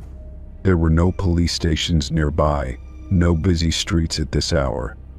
If he followed me, I had nowhere to go. I pulled out my phone, pretending to scroll through messages while I checked the time. 15 minutes had passed, and he hadn't moved. I felt trapped, like an animal cornered in a cage, and the longer I waited, the worse my fear became. Every instinct screamed at me to stay inside, but I couldn't stay here all night. 20 minutes. The cashier let out a sigh, finally looking up. "You need something?" he asked, sounding annoyed. I hesitated, then walked over, lowering my voice. "Hey, there's a guy outside. I think he's following me." I expected him to brush it off, but his expression changed slightly. He glanced toward the door. He got up from his stool, moving closer to the counter, and leaned forward to get a better look outside. The man was still there, now leaning against a nearby lamppost. The cashier frowned. He'd been out there a while. I nodded, my fingers gripping my phone. He clicked his tongue and muttered, "Creepy." He thought for a moment before pulling out his own phone. "Want me to call someone?" The thought of involving the police crossed my mind, but I wasn't sure what they could do. The man hadn't technically done anything yet. I shook my head. I just don't want to walk out alone. He considered this, then nodded. "I can walk you to your car or something," he offered. "If you don't got a car, I'll stand at the door, make sure he sees you ain't alone." Relief flooded through me. I didn't have a car, but just having someone walk with me made me feel safer. After 30 minutes, the man outside finally moved. He shifted, checked his phone, then slowly walked down the street. I didn't move, watching until he disappeared around a corner. My chest rose and fell with a shaky breath. The cashier let out a short laugh. "Guess he got tired of waiting." I nodded, still feeling uneasy. "Yeah, I guess." I forced a small smile, but my hands were still trembling. I paid for the snack I didn't really want, just to not feel like I had wasted time inside. As I stepped toward the door, I hesitated, glancing outside one last time. The street was empty now, but the fear lingered. The cashier stood near the entrance as I stepped out. I walked quickly, keeping my head down, my ears straining for any sound of footsteps behind me. Every shadow felt like it could be hiding someone. Every distant noise made my heart race. When I finally reached my apartment building, I rushed inside and locked the door behind me. I leaned against it, exhaling shakily. My body was still tense, my mind replaying the last hour over and over. I checked my phone out of habit, my fingers hovering over the message app. I wanted to tell someone, but I didn't even know what to say. That I had been followed. That some stranger had waited outside for half an hour, doing nothing but making sure I couldn't leave. Even after I changed into comfortable clothes and crawled into bed, sleep didn't come easily. My mind refused to quiet down, still trapped in the what-ifs. What if I had ignored my gut feeling and kept walking? What if I had tried to go home without stopping? What if he was still somewhere nearby, waiting for another chance? The next morning, the fear hadn't faded completely. I went about my day, but I found myself looking over my shoulder more often, scanning faces in crowds, memorizing details of people walking behind me. The paranoia lingered, an unwanted reminder that the world wasn't as safe as I wanted it to be. Even now, I don't go for late night walks alone. I don't let my guard down in quiet streets, and I never assume someone following me is just a coincidence. Because that night I learned something important. Some people don't just pass by, they wait. Story 27. The first thing I noticed when I got home was that my doormat was slightly askew. I bent down to fix it, but something thin and glossy stuck out from underneath. Pulling it out, I found a small stack of photographs, crisp and clear in the dim hallway light. My breath caught as I flipped through them, my stomach twisting with unease. Each photo showed me outside my apartment building at different times of the day. Some captured me locking my door in the morning, others had me returning late at night. The last few were taken from a higher angle, possibly from across the street or a window above. Someone had been watching me, following my routine without me even noticing. I looked up and down the empty hallway, my heart pounding. The building was silent except for the distant hum of an air vent. My neighbors' doors were all closed, and nothing seemed out of place. I swallowed hard, clutching the photos as I stepped inside and locked the door behind me. Sitting on my couch, I spread the photos out on the coffee table. The timestamps in the corner showed they spanned over the past week. Whoever took them knew my schedule better than I did. The thought made my skin crawl, a cold weight settling in my chest. I reached for my phone, debating whether to call someone. The police might not take it seriously since no direct threat had been made. Friends would probably tell me to be careful but wouldn't have any real advice. I placed my phone down, realizing I didn't even know what I would say. A noise outside made me jolt, and I hurried to my peephole. The hallway was empty, but I felt like someone was standing just out of view. My pulse thudded in my ears as I stepped back, my hands clammy. I double-checked the lock, then grabbed the photos and shoved them into a drawer. Sleep didn't come easily that night. Every creak of the building made me tense. Every shadow outside my window seemed to move. I kept my curtains shut tight, feeling exposed even inside my own home. The idea that someone had been watching me this closely made my stomach churn. Morning brought little comfort. I left my apartment cautiously, scanning the hallway before stepping out. The elevator ride down felt slower than usual, each second stretching uncomfortably. Outside, I couldn't shake the feeling that someone was nearby, watching from an unseen place. Work was a blur, my thoughts looping back to the photos over and over. I thought about asking security to check the building's cameras, but I wasn't sure they would help. Whoever did this had been careful enough to avoid detection so far. I wasn't even sure if they lived in my building or just had access to it. When I got home, I hesitated before approaching my door. My heart sank as I saw my doormat slightly lifted again. Kneeling down, I carefully pulled it back, my hands shaking. Another set of photos waited for me, as crisp and deliberate as the last.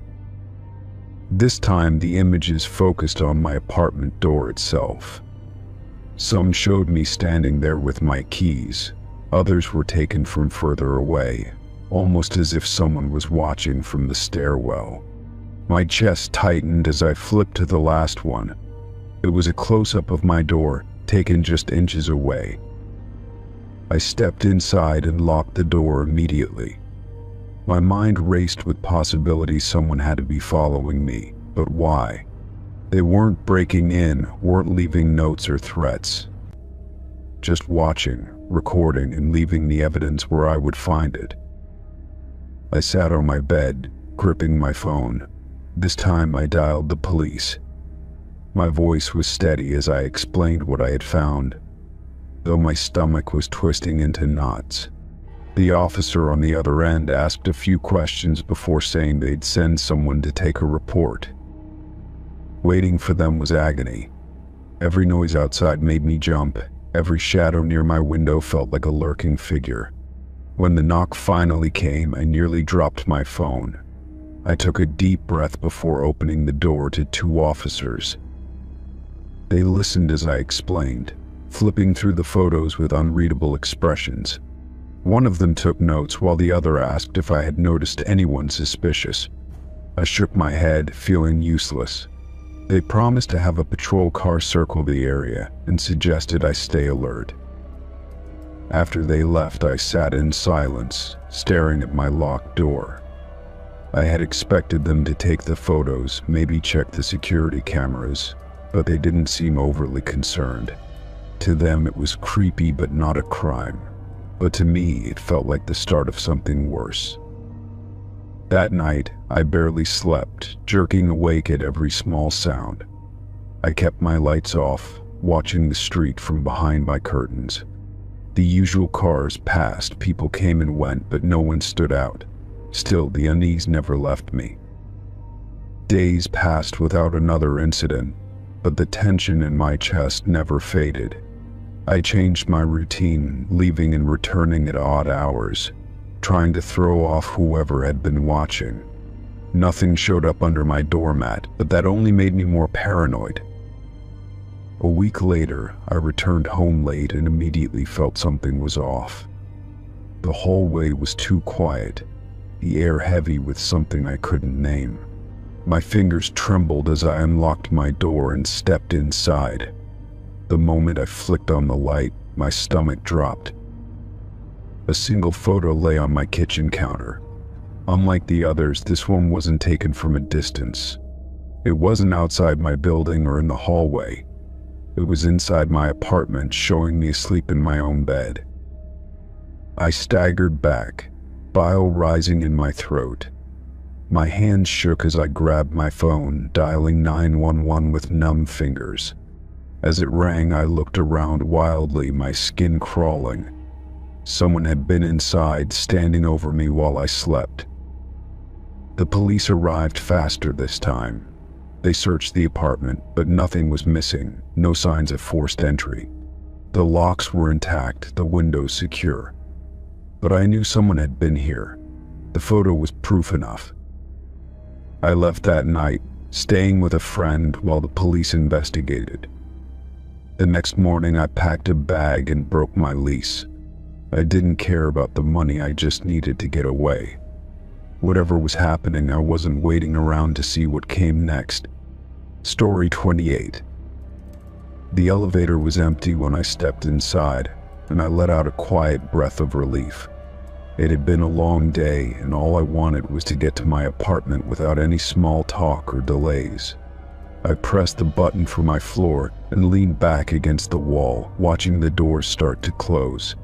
Just as they were about to shut completely, a hand shot between them, forcing them open again.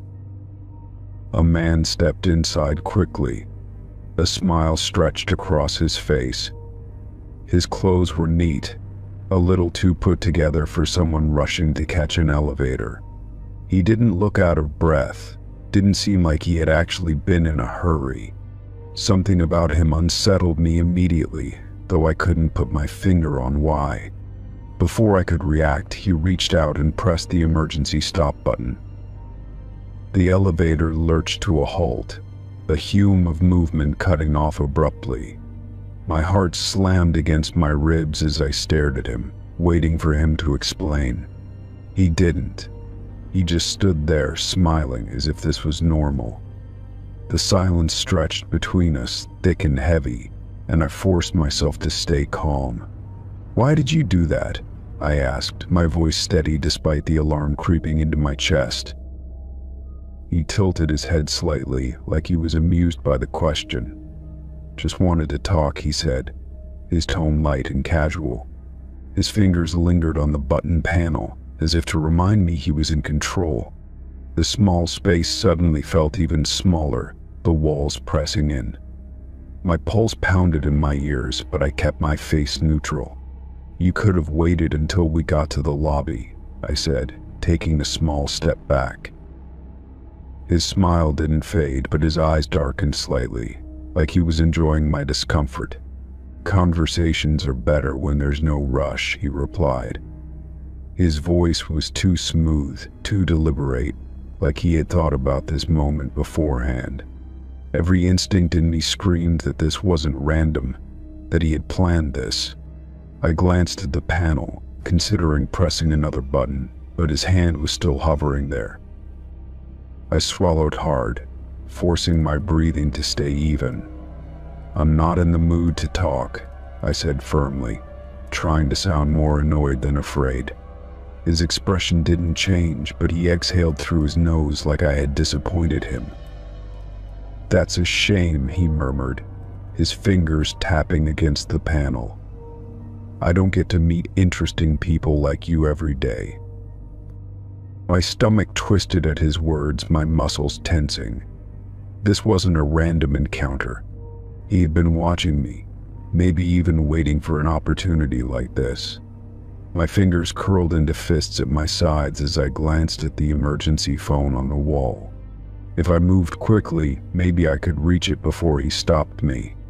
I shifted slightly, preparing to lunge, but he caught the motion. His hand snapped up, pressing flat against the emergency button again. "Don't," he said, his voice losing its playful edge. It was a warning, quiet but firm. My breath hitched, my body going rigid.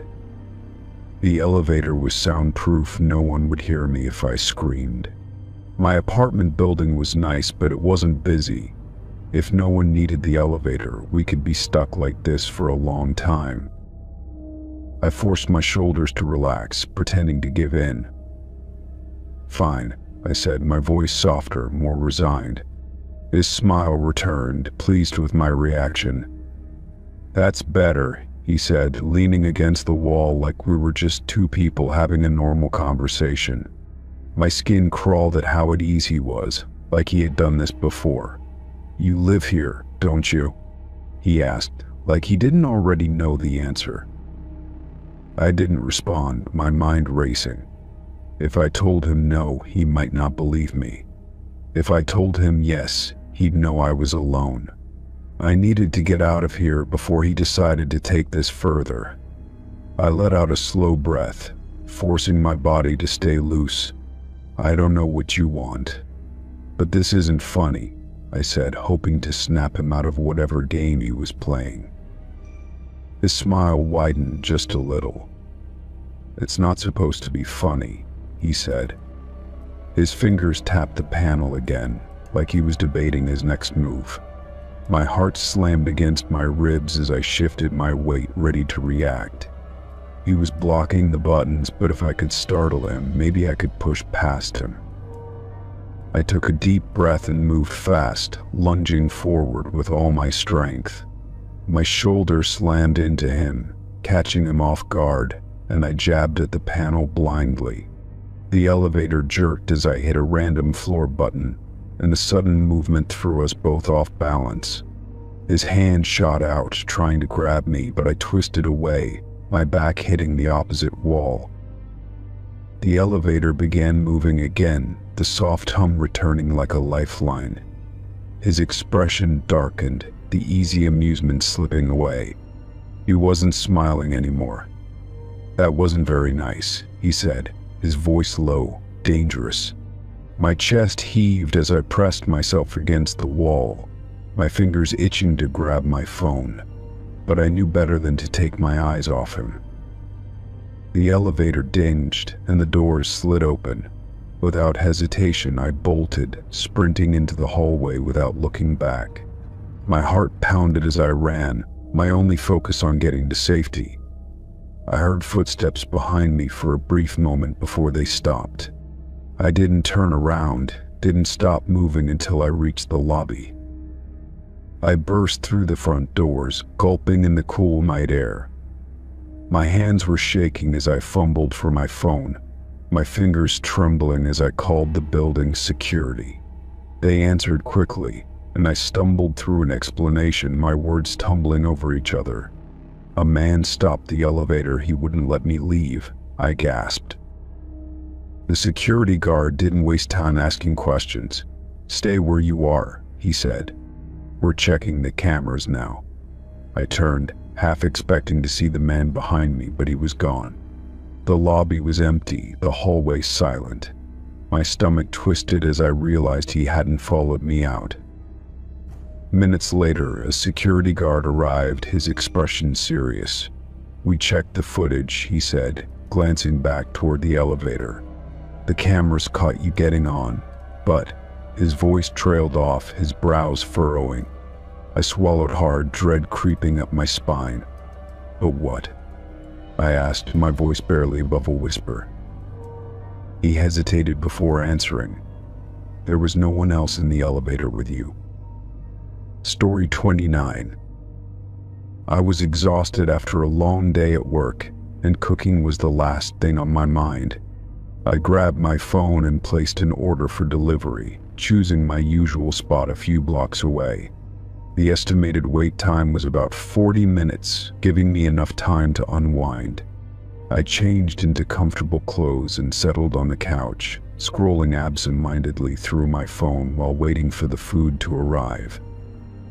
When the doorbell rang, I got up quickly, already reaching for my wallet.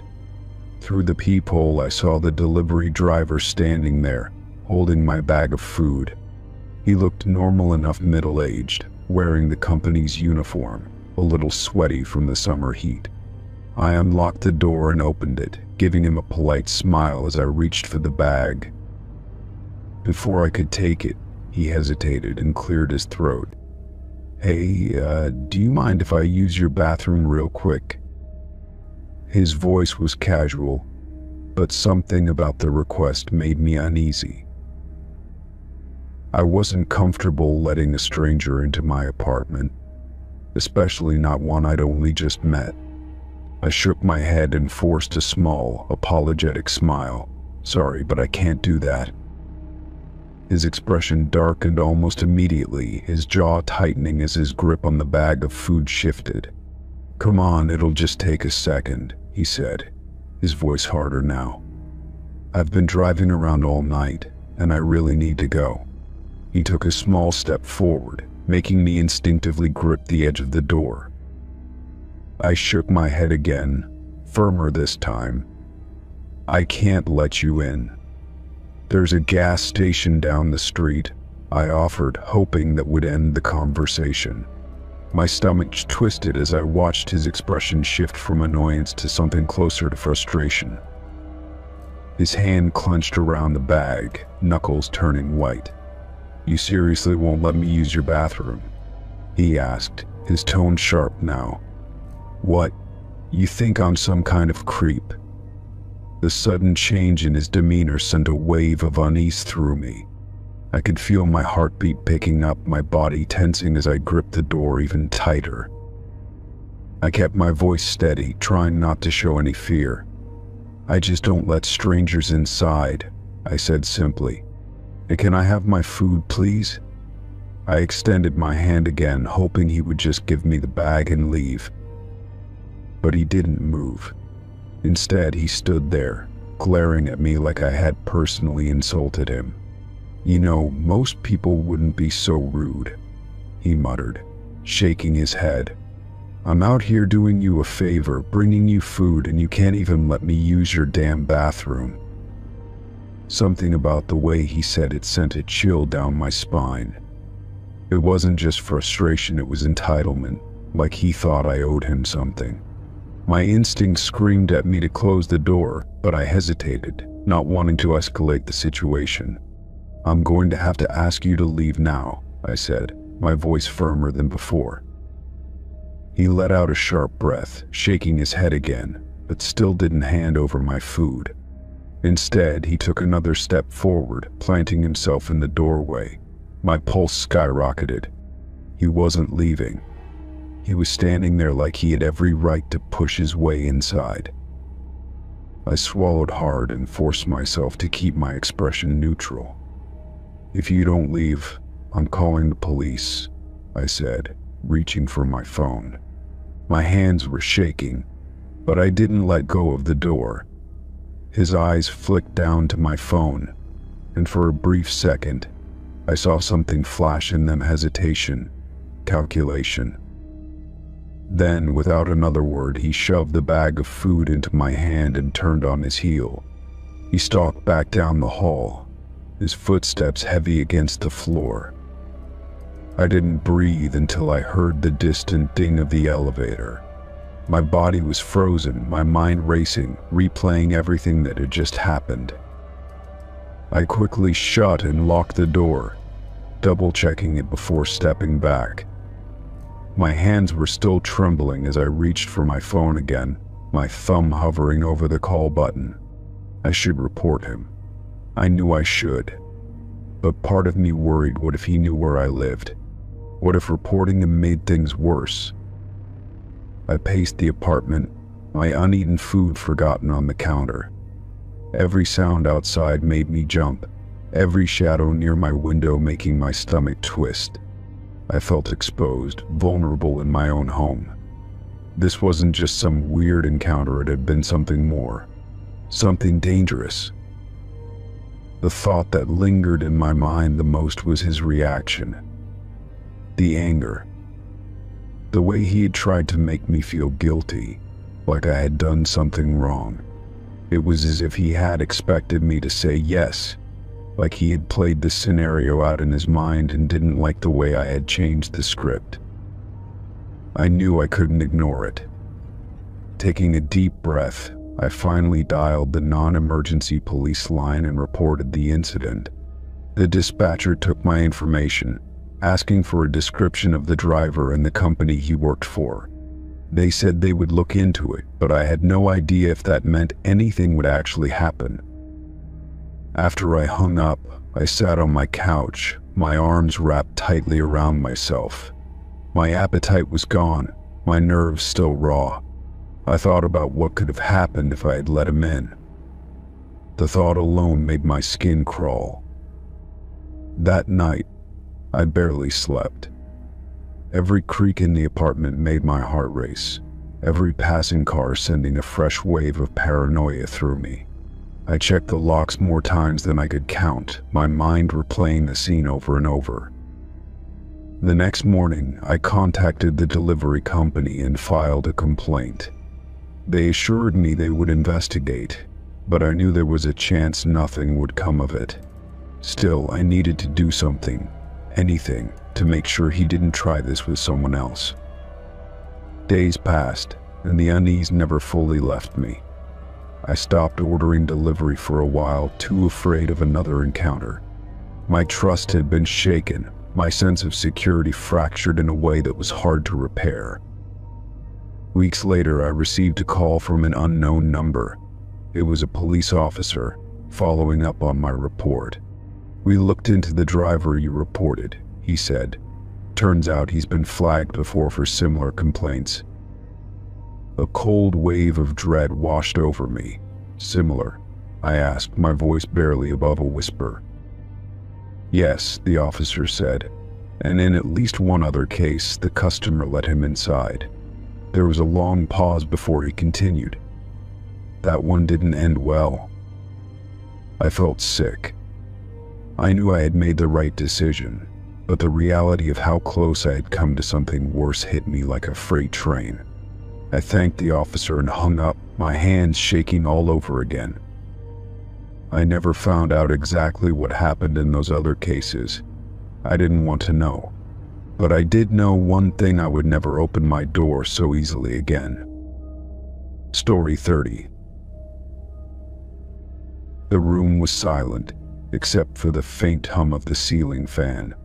I had fallen asleep hours ago, exhausted from a long day, with the covers pulled up to my chin. A strange feeling settled over me, something that didn't belong, and it pulled me from sleep. My eyes fluttered open, and in the dim glow of the streetlight outside, I saw him. A man stood at the foot of my bed, motionless, his silhouette stark against the darkness. My breath caught in my throat as I stared, frozen in place, my mind struggling to make sense of what I was seeing. His presence was wrong, invasive, like he had stepped out of a nightmare and into my reality. My heart pounded in my chest, and a slow, creeping terror spread through my body. For a few agonizing seconds, neither of us moved. He didn't speak, didn't shift, just stood there, watching. The way he lingered sent a sickening chill down my spine, as if he was waiting for something. My hands gripped the sheets tightly, my body screaming at me to react, but fear held me down like a weight. Then I found my voice. A scream tore from my throat, raw and desperate, shattering the suffocating silence. The man jerked in surprise, his entire body tensing before he bolted toward the door. My heart slammed against my ribs as I sat up, my breath coming in gasps as I watched him disappear into the hallway. The sound of his heavy footsteps echoed through the house, growing more distant with each passing second. I scrambled out of bed, my legs weak and shaking beneath me, and reached for my phone on the nightstand. My fingers fumbled to unlock the screen as I called 911, my voice barely steady enough to speak. The operator asked me to stay on the line, her calm tone a stark contrast to the panic clawing at my chest. I managed to tell her what had happened, my eyes darting toward the open doorway as if expecting him to return. Within minutes, I heard the distant wail of sirens. I remained rooted to the spot, my body still trembling as I clutched the phone to my ear.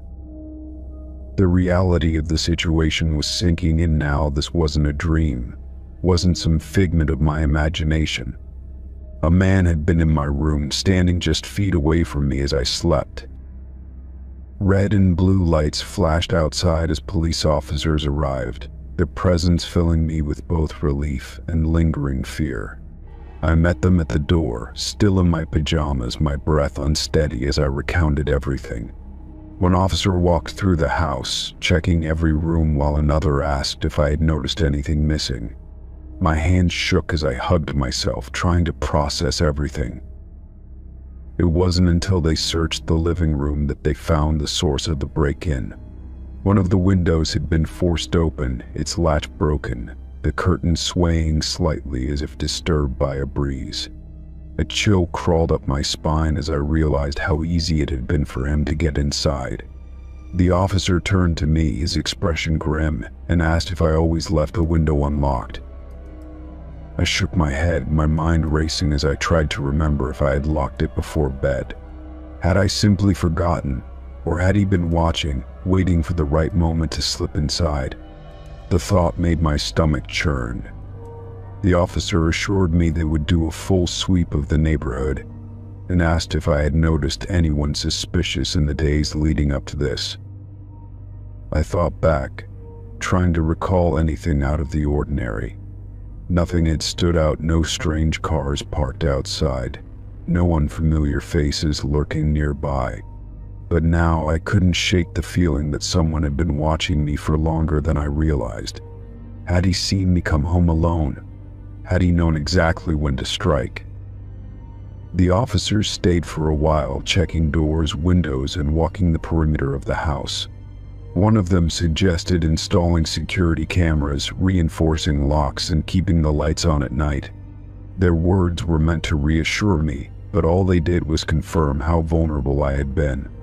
I nodded numbly, my mind still reeling from what had just happened.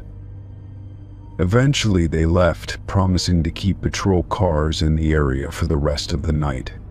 I locked every door and window twice before retreating back to my bedroom, but I couldn't bring myself to get back into bed.